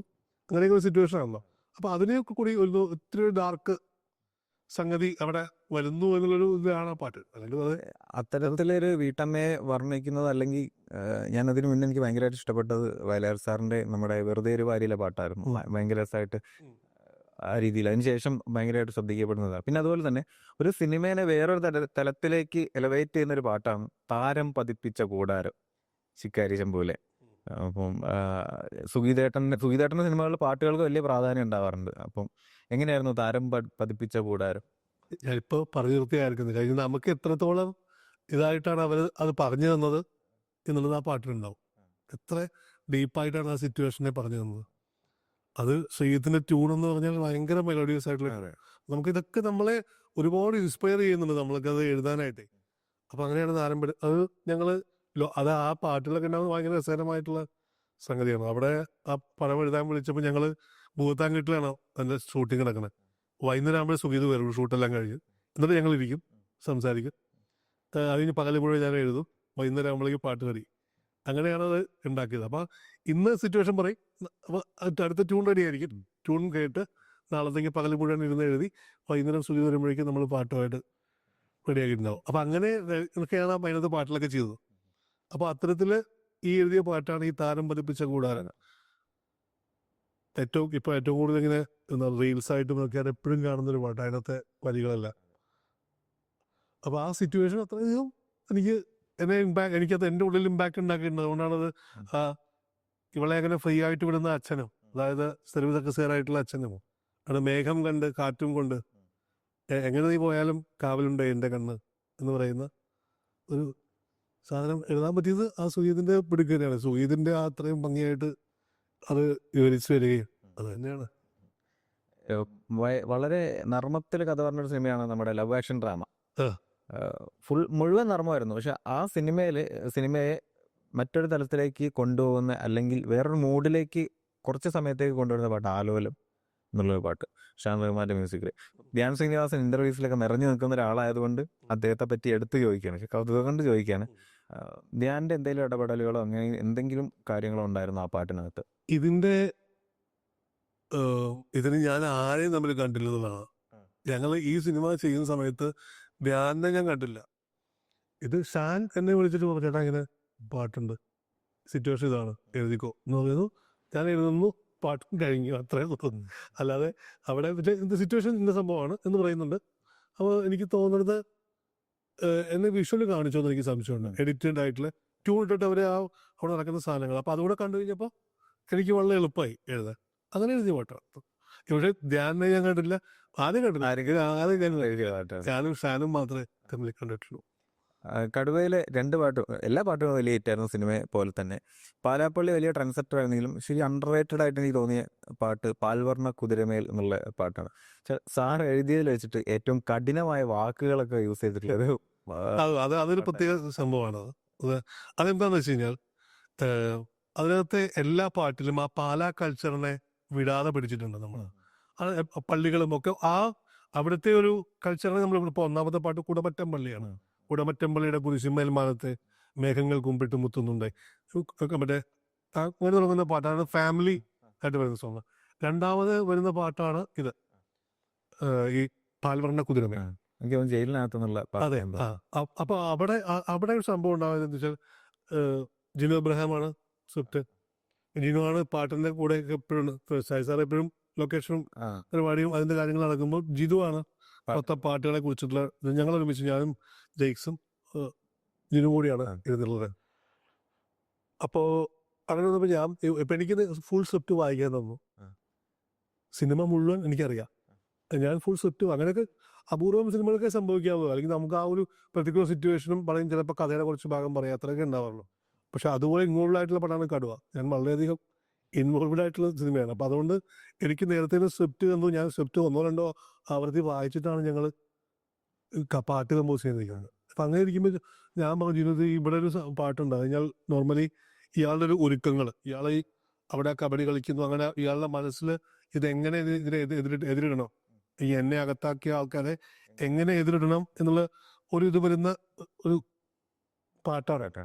അപ്പോൾ നോർമലി ഈ സിനിമകളിൽ അത്തരം പാട്ട് വരുമ്പോൾ ഒരു കുറേ പദങ്ങൾ ഇത് തക തക തക തക തക തക ഇങ്ങനെ കുറേ പോകുന്ന കുറേ വരികൾ വെച്ചിട്ട് അങ്ങോട്ട് പോകും. ആ പാട്ടാരും ഒരു ആറാറിൻ്റെ ഭാഗമായിട്ട് കടന്നുപോയൊരു പാട്ടായി മാത്രം കരുതിക്കൊണ്ട് ആ പാട്ട് ശ്രദ്ധിക്കപ്പെടാതെ കടന്നു പോകും. നമുക്ക് അങ്ങനെ ഉണ്ടാക്കണ്ട. നമുക്ക് എന്തെങ്കിലും വേഗം എന്തെങ്കിലും ബിബ്ലിക്കലായിട്ടുള്ള സംഗതികളോ എന്തെങ്കിലും ഉണ്ടെന്ന് പറയാം. എന്തെങ്കിലും ഒരു സംഭവം ഉണ്ടെങ്കിൽ എനിക്ക് പറഞ്ഞാൽ അത് വെച്ച് നമുക്കൊരു പാട്ടുണ്ടാക്കാം. അപ്പോൾ അതിനെ നമുക്ക് ആ സിറ്റുവേഷൻ, ആ പാട്ടിനെ നമുക്ക് എടുത്ത് നിർത്താൻ കഴിയുമെന്നൊരു കാര്യം പറഞ്ഞു. അപ്പോൾ ജിനി ചേട്ടാ ഒരു കാര്യം ചെയ്യാം, പുതുപ്പള്ളി പുണ്യാളൻ്റെ ഒരു പാട്ടുണ്ട് ഈ ഇത്. അപ്പോൾ ആ പാട്ടൊന്ന് കേട്ടു നോക്കുന്നു. അപ്പോൾ അതിനകത്തുനിന്നാണ് എനിക്ക് ഈ പാൽവർണ്ണ കുതിര എന്നുള്ള സാധനം കിട്ടിയത്, ഒരു പദം. അപ്പോൾ അത് കിട്ടി കഴിഞ്ഞപ്പോൾ ഞാൻ അത് ഉഗ്രൻ ഐഡിയ ഉള്ളത്. കാരണം വെച്ചാൽ പുണ്യാളൻ മറ്റേ വ്യാളിയെ പാമ്പിനെ കൊല്ലുന്നൊരു സംഭവം ഉണ്ടല്ലോ, അത് നമുക്ക് സിറ്റുവേഷനുമായിട്ട് ബന്ധപ്പെടുത്താൻ പറ്റിയ കാര്യമാണ്. അങ്ങനെയാണ്. അപ്പോൾ ഞാൻ ജെയ്സ് ഞാനത് എഴുതാം, എന്നിട്ട് ജെയ്സ് ട്യൂൺ ചെയ്യും, എന്നിട്ട് നമുക്ക് എന്താ എവിടെയൊക്കെയാണ് വേണ്ടത്, ചില സ്ഥലത്ത് ട്യൂൺ ഇടാം, ചില സ്ഥലത്ത് എഴുതാം, അങ്ങനെ പോകാമെന്ന് പറഞ്ഞു. അങ്ങനെ ഞാൻ കുറേ വരികൾ എഴുതിയാണ്. ഈ പാൽവർണ്ണ കുതിരമേൽ ഇരുന്നൊരുത്തൻ പാമ്പിനെ എതിർക്കുവാൻ പുറപ്പെടുന്നത്, പണ്ടത്തെ ചരിത്രത്തിൽ സഹതായപ്പോൾ അവൻ പോരിനു വേണ്ടി മനസ്സുകൊണ്ട് ഒരുക്കമായി എന്ന് പറയുന്ന വരികൾ. അപ്പോൾ ജെയ്സ് അത് ഭയങ്കര രസകരമായിട്ട് അത് ട്യൂൺ ചെയ്തു. ഇങ്ങനെ പുതിയ മെത്തേഡിൽ അത് ട്യൂൺ ചെയ്തെടുത്തിട്ട് പിന്നെ ചിലത് ട്യൂൺ ഇട്ടു. അപ്പോൾ അതിനനുസരിച്ച് ഞാൻ വരികൾ എഴുതി. അങ്ങനെ ഫിൽ ചെയ്ത പാട്ടാണ്. അപ്പോൾ ആ പാട്ടെന്ന് വെച്ചാൽ സാധാരണ ഒരിക്കലും അങ്ങനെ ഒരു ചിന്ത ഉണ്ടായതുകൊണ്ട് മാത്രമാണ് അങ്ങനത്തെ ഒരു സിറ്റുവേഷനിൽ എപ്പോഴും നമുക്ക് ആ ഒരു പാട്ട് ശ്രദ്ധിക്കപ്പെടാതെ കടന്നു പോകുന്നൊരു പാട്ടായിരിക്കും. ഇതിനെയും കൂടി ശ്രദ്ധിപ്പിക്കാൻ പറ്റി. അതിന് ആ കൾച്ചർ അത് നിലനിർത്താൻ കഴിഞ്ഞു, സിനിമയുടെ കൾച്ചർ. അപ്പം കുറച്ച് ദിവസം മുന്നേ ജെറി അമൽദേവ് സാറിനെ, ജെറി മാഷിനെ ഇന്റർവ്യൂ ചെയ്തിരുന്നു. അപ്പം സാറ് ഒരു 2 പതിറ്റാണ്ട് ഗ്യാപ്പ് എടുത്ത് തിരിച്ചു വന്ന സിനിമയായിരുന്നു ആക്ഷൻ ഹീറോ ബിജു. അതിനകത്തെ പൂക്കൾ പനിനീർ പൂക്കൾ സാർ എഴുതിയ പാട്ടാണ്. അപ്പം ജെറി മാഷ് പറഞ്ഞൊരു കാര്യം, ഞാൻ അബ്രിഡിനോട് ആകെ ആവശ്യപ്പെട്ടൊരു കാര്യം, എനിക്ക് ഇന്നത്തെ കാലത്തെ ആ തൃപ്പൂണിത്തറുള്ള പയ്യനെ വേണമെന്നാണ് പറഞ്ഞത് സാർ. തൃപ്പൂണിത്തറുള്ള പയ്യനെ വേണം, സന്തോഷ് വർമ്മയെ വേണമെന്ന് പറഞ്ഞു. ജെറി മാഷ് സാറ് വർക്ക് ചെയ്ത മ്യൂസിക് ഡയറക്ടേഴ്സിന് വെച്ച് നോക്കുമ്പോൾ കുറെ കൂടെ പഴയ ആളാണ്, പ്രായമുള്ള ആളാണ്, കുറെ കൂടെ പഴയ ലെജൻഡാണ്. അപ്പം ഇന്നത്തെ കാലത്തെ ആളുകളോട് വർക്ക് ചെയ്യുന്നതിനൊക്കെ എൻ്റയർലി ഡിഫറെൻ്റ് ആയിരിക്കുമല്ലോ അദ്ദേഹമായിട്ടുള്ള അനുഭവം. തീർച്ചയായിട്ടും അദ്ദേഹത്തിൻ്റെ ചില പ്രത്യേകതകൾ അതൊക്കെയാണ് മറ്റുള്ളവരെന്ന് വെച്ച് നോക്കുമ്പോൾ. പിന്നെ അത് അദ്ദേഹത്തിൻ്റെ, ഞാൻ പറഞ്ഞു ജെറി മാസ്റ്ററുടെ പാട്ട് എനിക്കിപ്പോഴും മറക്കാൻ പറ്റില്ല. ഞാനൊരു 7 വയസ്സോ 8 വയസ്സുള്ളപ്പോഴാണ് ജെറി മാസ്റ്ററുടെ പാട്ട് കേൾക്കുന്നത്. മഞ്ഞൾ വിരിഞ്ഞ പൂക്കൾ. അവിടെ നിന്ന് ഇങ്ങോട്ട് മാസ്റ്ററുടെ എല്ലാ പാട്ടിലും നമ്മൾ കേൾക്കുകയും നമ്മൾ കൂടെ കൊണ്ടുനടക്കുകയും ചെയ്ത് അങ്ങനത്തെ ഒരാളുടെ ഒപ്പം വർക്ക് ചെയ്യാൻ കഴിയുക എന്ന് പറയുന്നത് നമ്മളെ സംബന്ധിച്ചിട്ട് ഏറ്റവും വലിയ ഭാഗ്യമാണ്. അപ്പോൾ ഈ സിനിമയിൽ ഞാനത് എബ്രിഡിൻ്റെ 83 ഞാൻ എഴുതിയിരുന്നല്ലോ. 83 കഴിഞ്ഞിട്ടാണ് ഇതിലേക്ക് വരുന്നത്. അപ്പോൾ സ്വാഭാവികമായിട്ടും എബ്രിഡിനെ വിളിക്കുകയും അങ്ങനെ ജെറി മാസ്റ്ററാണ് സംഗീതം ചെയ്യുന്നത് ഭയങ്കര സന്തോഷമായി. എന്തായാലും എഴുതണം, നല്ല പാട്ടോടെ കേട്ട് കഴിഞ്ഞപ്പോൾ ഒന്നുകൂടി അഡിക്റ്റഡ് ആയി. കാരണം വെച്ചാൽ അത്രയും ഇതായിട്ടുള്ള ട്യൂൺ. ഇനിയിപ്പോൾ ഏറ്റവും നന്നായിട്ട് പാട്ട് എഴുതിയാൽ അതിനുള്ള റിസൾട്ട് എന്തായിരിക്കും നമുക്കറിയാം. അങ്ങനെ സാറുമായിട്ട് കണ്ടുമുട്ടി പാട്ട് എഴുതി തുടങ്ങി. പാട്ട് സാറിൻ്റെ എനിക്ക് ഒരുപാട് കാര്യങ്ങൾ അദ്ദേഹത്തിന് പഠിക്കാനുണ്ട്. കഴിഞ്ഞ ട്യൂണിട്ട് പാട്ട് എഴുതുമ്പോൾ വരുന്ന ചില കാര്യങ്ങൾ അത് എല്ലാവർക്കും അങ്ങനെ വേണ്ട, പക്ഷെ അദ്ദേഹം എന്താണ് ഡിമാൻഡ് ചെയ്യുന്നത് എനിക്ക് വളരെ ഈസി ആയിട്ട് മനസ്സിലായി. അത് ഏത് തരത്തിലാണ് ഇതിന് പുള്ളിക്ക് എങ്ങനെയാണ് വേണ്ടത് എന്നാൽ അതിനോടൊപ്പം തന്നെ നമുക്ക് സിറ്റുവേഷനും എല്ലാ കാര്യങ്ങളും നോക്കണം. പക്ഷേ ഓരോ വേർഡുകളുടെ കട്ടിങ്, അല്ലെങ്കിൽ ഇവിടെ ഇങ്ങനത്തെ ഒരു പദമായിരിക്കണം, അങ്ങനത്തെ ഒരു ബോധം കൂടി എനിക്ക് അദ്ദേഹത്തിൻ്റെ ആയിട്ടുള്ള വർക്കിൽ എനിക്ക് കിട്ടി. അതാണ് എനിക്ക് അദ്ദേഹത്തിൻ്റെ നിന്ന് കിട്ടിയിട്ടുള്ള എൻ്റെ ഒരു പ്രൊഫഷനിൽ എനിക്ക് കിട്ടിയിട്ടുള്ള വളരെയധികം ഇഷ്ടപ്പെടുന്നൊരു സംഗീതജ്ഞൻ. അപ്പോൾ അദ്ദേഹത്തിൻ്റെ പാട്ട് എനിക്ക് ചെയ്യാൻ കഴിയുമ്പോൾ അവിടുന്ന് കിട്ടിയൊരു എക്സ്പീരിയൻസ് എന്ന് വെച്ച് കഴിഞ്ഞാൽ ഇങ്ങനെ എഴുതുമ്പോൾ ഇങ്ങനെ ചെയ്താൽ അതൊന്നുകൂടി നന്നാവും. ഇപ്പോൾ ഒരു ട്യൂൺ ഇടുമ്പോൾ അവിടെ ഇങ്ങനെ ഇങ്ങനെ കൊണ്ട് എൻഡ് ചെയ്യുമ്പോൾ അത് ഇങ്ങനത്തെ ഒരു വേർഡാണെങ്കിൽ അല്ലെങ്കിൽ ഏതുപോലെയാണോ അതുപോലെ ചെയ്യണോ എന്നൊക്കെ പറഞ്ഞ് നമുക്ക് കുറച്ച് ബോധങ്ങൾ അത് തരുന്നുണ്ട് അദ്ദേഹത്തിനോടൊപ്പമുള്ള ആ വർക്ക് ചെയ്യുമ്പോൾ. അപ്പോൾ അതെനിക്കൊരു വലിയ മുതൽക്കൂട്ടായി. പിന്നെയുള്ള വർക്കുകളിൽ ഞാൻ അതുകൂടി ശ്രദ്ധിക്കാനുള്ളൊരു ശ്രമം എഴുതുമ്പോൾ ഞാൻ ശ്രമിച്ചു തുടങ്ങി. അതെപ്പോഴും നമ്മുടെ പാട്ടിനെ നന്നാക്കുകയുള്ളൂ. പെർഫെക്റ്റ് അതായത് ട്യൂണിട്ട് പാട്ട് എഴുതരുത് എപ്പോഴും. അത്തരത്തിലുള്ള കുറേ കാര്യങ്ങൾ നിഷ്കർഷകളുണ്ടെങ്കിൽ വളരെ നല്ലതാണെന്നുള്ളൊരു പാഠം മാസ്റ്റർ എടുത്തത്. അതിനുശേഷം അദ്ദേഹമായിട്ട് ഒരുപാട് വർക്കുകൾ ഞാൻ ചെയ്തു. ഡിവോഷണൽസ് ആയിട്ടും അല്ലാതെ നോൺ ഫിലിം ആയിട്ടുള്ള ഒരുപാട് വർക്കുകൾ ചെയ്തു. ഒരുപാട് നിർബന്ധങ്ങളുള്ള ഒരു കർക്കശക്കാരനായിട്ടുള്ള ഒരു ആളാണ് സാറ്. വലിയൊരു അനുഭവം തന്നെ ആയിരുന്നിരിക്കുമല്ലേ അത്? അല്ല, അദ്ദേഹം നിർബന്ധങ്ങളെന്ന് വെച്ചാൽ അങ്ങനെയല്ല. അദ്ദേഹം മ്യൂസിക്കിന് വേണ്ടിയിട്ട് മാത്രമുള്ളൊരു ഇതുള്ളൂ. അതിന് വേഗം നമുക്ക് നിർബന്ധങ്ങളൊന്നുമില്ല. അദ്ദേഹത്തിന് നല്ല മാറ്റർ കിട്ടിയാൽ ഭയങ്കര ഹാപ്പിയാവും. ഇപ്പോഴും ഞങ്ങളൊരു സിനിമ ചെയ്തിട്ടുണ്ട് അടുത്ത സമയത്ത്. പക്ഷെ അത് എപ്പോഴാണ് റിലീസൊന്നും അല്ലെങ്കിൽ ഷൂട്ടിൽ കുറച്ച് കഴിഞ്ഞ് നിൽക്കുകയാണത്. അപ്പം അത് എപ്പോഴാണ് ഇറങ്ങാന്ന് അറിയില്ല. അപ്പം അങ്ങനെ അദ്ദേഹം പിന്നെയുള്ള എല്ലാ വർക്കുകളിലും എന്നെ കൂടെ വിളിക്കുകയും ഒരുപാട് വർക്കുകൾ അദ്ദേഹത്തിന് ചെയ്യാൻ കഴിയും. ഇപ്പം ഗാനരചനയിൽ നിന്ന് മാറിയിട്ട് ഇടക്കാലത്ത് ഒരു സംഗീത സംവിധാനത്തിലേക്ക് കടന്നിരുന്നു. ഡോക്ടർ ഇന്നസെന്റ് ആണ് ആ ഒരു മേഖലയിലേക്ക് ചുവട് വയ്ക്കാൻ എങ്ങനെ? അല്ല, അത് ഡോക്ടർ ഇന്നസെന്റ് ആണ് എന്ന് വെച്ചാൽ സിനിമയിലേക്ക് ഞാനങ്ങനെ സിനിമയിൽ സംഗീതം ചെയ്യണമെന്ന് ആഗ്രഹിച്ചിട്ടൊന്നുമില്ല. അധികം ഒന്നും ആഗ്രഹിച്ചിട്ടില്ല. ഓൾറെഡി ഞാൻ ഒരുപാട് ഡിവോഷണൽ സോങ്സ് ചെയ്തിട്ടുണ്ട്. പലവിധ ഭക്തിഗാനങ്ങളായിട്ടും ഈസ്റ്റ് കോസ്റ്റിന് വേണ്ടി ഒരുപാട് പാട്ടുകൾ ചെയ്തിട്ടുണ്ട്. അപ്പോൾ കൂടുതൽ എൻ്റെ അച്ഛൻ്റെ ബ്രദറാണ് ആ സിനിമ പ്രൊഡ്യൂസ് ചെയ്തത്. അപ്പോൾ പ്രൊഡക്ഷൻ കോസ്റ്റ് ഒന്ന് കുറയ്ക്കാം നമ്മൾ ചെയ്യുമ്പോൾ. അങ്ങനെയൊക്കെ വിചാരിച്ചിട്ടാണ് ആ പടം ചെയ്തത്. പിന്നെ മറ്റൊരു അവസരം വന്നപ്പോൾ രാജേഷ് കണ്ണങ്കരയുടെ എൻ്റെ സുഹൃത്താണ്, അദ്ദേഹത്തിൻ്റെ സിനിമയിലും ഒരു പാട്ട് ചെയ്ത്. അത്രയൊക്കെ ഉള്ളൂ. അപ്പോൾ വയലാർ സാറായിട്ട് ഒരു ബന്ധമുണ്ട്. അപ്പം സാറായിട്ടുള്ള ആത്മബന്ധം അല്ലെങ്കിൽ സാറിൻ്റെ അച്ഛനായിട്ടുള്ള ബന്ധങ്ങളൊക്കെ എങ്ങനെയാണ് ശരി? വയലാർ ശരത്തേട്ടൻ്റെ അമ്മ എന്ന് പറയുന്നത് എൻ്റെ അച്ഛൻ്റെ സഹോദരിയാണ്. എൻ്റെ അച്ഛൻ്റെ പെങ്ങളുടെ മകനാണ് ശരത്തിൻ്റെ അമ്മ. വയലാർ സാർ തന്നെയായിരുന്നു എഴുത്തിലും പ്രചോദനം, പാട്ട് എഴുത്തിനൊക്കെ പ്രചോദനം? അല്ല, കുട്ടിക്കാലത്ത് എന്ന് പറഞ്ഞാൽ നമുക്ക് ഇവരുടെ എല്ലാവരുടെയും പാട്ടിൽ കിട്ടാണല്ലോ നമ്മൾ വളരുന്നത്. ഇപ്പോൾ വയലാറൻ, പി ഭാസ്കരൻ, ശ്രീകുമാരൻ തമ്പി, ONV, പിന്നെ യൂസഫ് അലി സാറ്, ഇങ്ങനെയുള്ള എല്ലാവരുടെയും മംഗളഭൂപാഷ സാറ്, ഇവരുടെയൊക്കെ ശിവകുമാർ, ഇവരുടെയൊക്കെ പാട്ടാണ് നമ്മുടെ. അപ്പോൾ അവരുടെയൊക്കെ ആ എഴുത്തുകളും നമ്മളെ സ്വാധീനിച്ചുകൊണ്ടാണ് നമുക്ക് എന്തെങ്കിലുമൊക്കെ എഴുതാൻ കഴിയുന്ന ഒരു നിലയിലേക്ക് നമ്മൾ നമ്മുടെ മനസ്സിനെ വളർത്തിയെടുത്തത്. അപ്പം വരാനിരിക്കുന്ന സിനിമകൾ ഏതൊക്കെയാണ്? അത് ഒരു നീണ്ട ലിസ്റ്റാണ്. അതുകൊണ്ട് ഇപ്പോൾ ഉടനെ ഇറങ്ങാൻ പോകുന്ന പടം പറയാം. ചിത്തിനി, ഈസ്റ്റ് കോസ്റ്റിൻ്റെ പടം. അതിൽ രഞ്ജിൻ രാജാണ് സംഗീതം. അതുപോലെ പഞ്ചായത്ത് ചട്ടി ഉടനെ ഇറങ്ങുന്ന മറിമായം ടീമിൻ്റെ പടം. അത് രഞ്ജിൻ രാജാണ് സംഗീതം. പിന്നെ പെട്ടെന്ന് എനിക്ക് ഓർമ്മയിൽ കുറേ പടങ്ങളുണ്ട് ഇറങ്ങാനായിട്ട്. ഏതൊക്കെയാണ് അടുത്ത? ഞാൻ ഏറ്റവും കൂടുതൽ കാത്തിരിക്കുന്നത് അലക്സ് പോൾ സാറിന്റെ തിരിച്ചുവരവായ പൊങ്കാലയ്ക്ക് വേണ്ടിയിട്ടാണ്. അങ്ങനെ ഒരു സിനിമ പൊങ്കാല അതിപ്പോൾ നമ്മൾ ചെയ്തുകൊണ്ടിരിക്കുന്നേ ഉള്ളൂ. ആ സിനിമ കുറച്ച് കഴിഞ്ഞാണ് ഇറങ്ങുക. പൊങ്കാലയുണ്ട്. പിന്നെ പെട്ടെന്ന് എനിക്ക് ഓർമ്മയിൽ വരുന്നില്ല. കുറച്ചധികം സിനിമകൾ ചെയ്തുകൊണ്ടിരിക്കുന്നുണ്ട്. ഒരു 10-12 സിനിമകൾ ഇനി ഇറങ്ങാനുണ്ട്. കഴിഞ്ഞാൽ പലതും നമ്മൾ മുൻപിൽ ചെയ്തു വെച്ചതും ഇനിയുള്ളതായിട്ട് ഒരുപാട് പടങ്ങൾ ഇറങ്ങാനുണ്ട്. പെട്ടെന്ന് ഓർമ്മയിൽ ഇപ്പോൾ ഞാൻ പറഞ്ഞ ഏറ്റവും എളുപ്പം പറഞ്ഞ പടങ്ങൾ ഇതൊക്കെയാണ്. ഉടനെ തൊട്ടുടനെ പുറത്തിറങ്ങുന്ന സിനിമകൾ. അപ്പം വരാനിരിക്കുന്ന സിനിമകളും ചെയ്തു വെച്ച പാട്ടുകളും എഴുതാനിരിക്കുന്ന പാട്ടുകളും എല്ലാം അതിമനോഹരമാവട്ടെ. ഇനിയും വരികൾ കൊണ്ട് ഞങ്ങളെയൊക്കെ ഏറെ ആസ്വദിപ്പിക്കാൻ കഴിയട്ടെ എന്ന് മനസ്സിലാക്കി പറയാൻ ഇത്രയും നേരം സഹകരിച്ചതിന് ഒരുപാട് നന്ദി.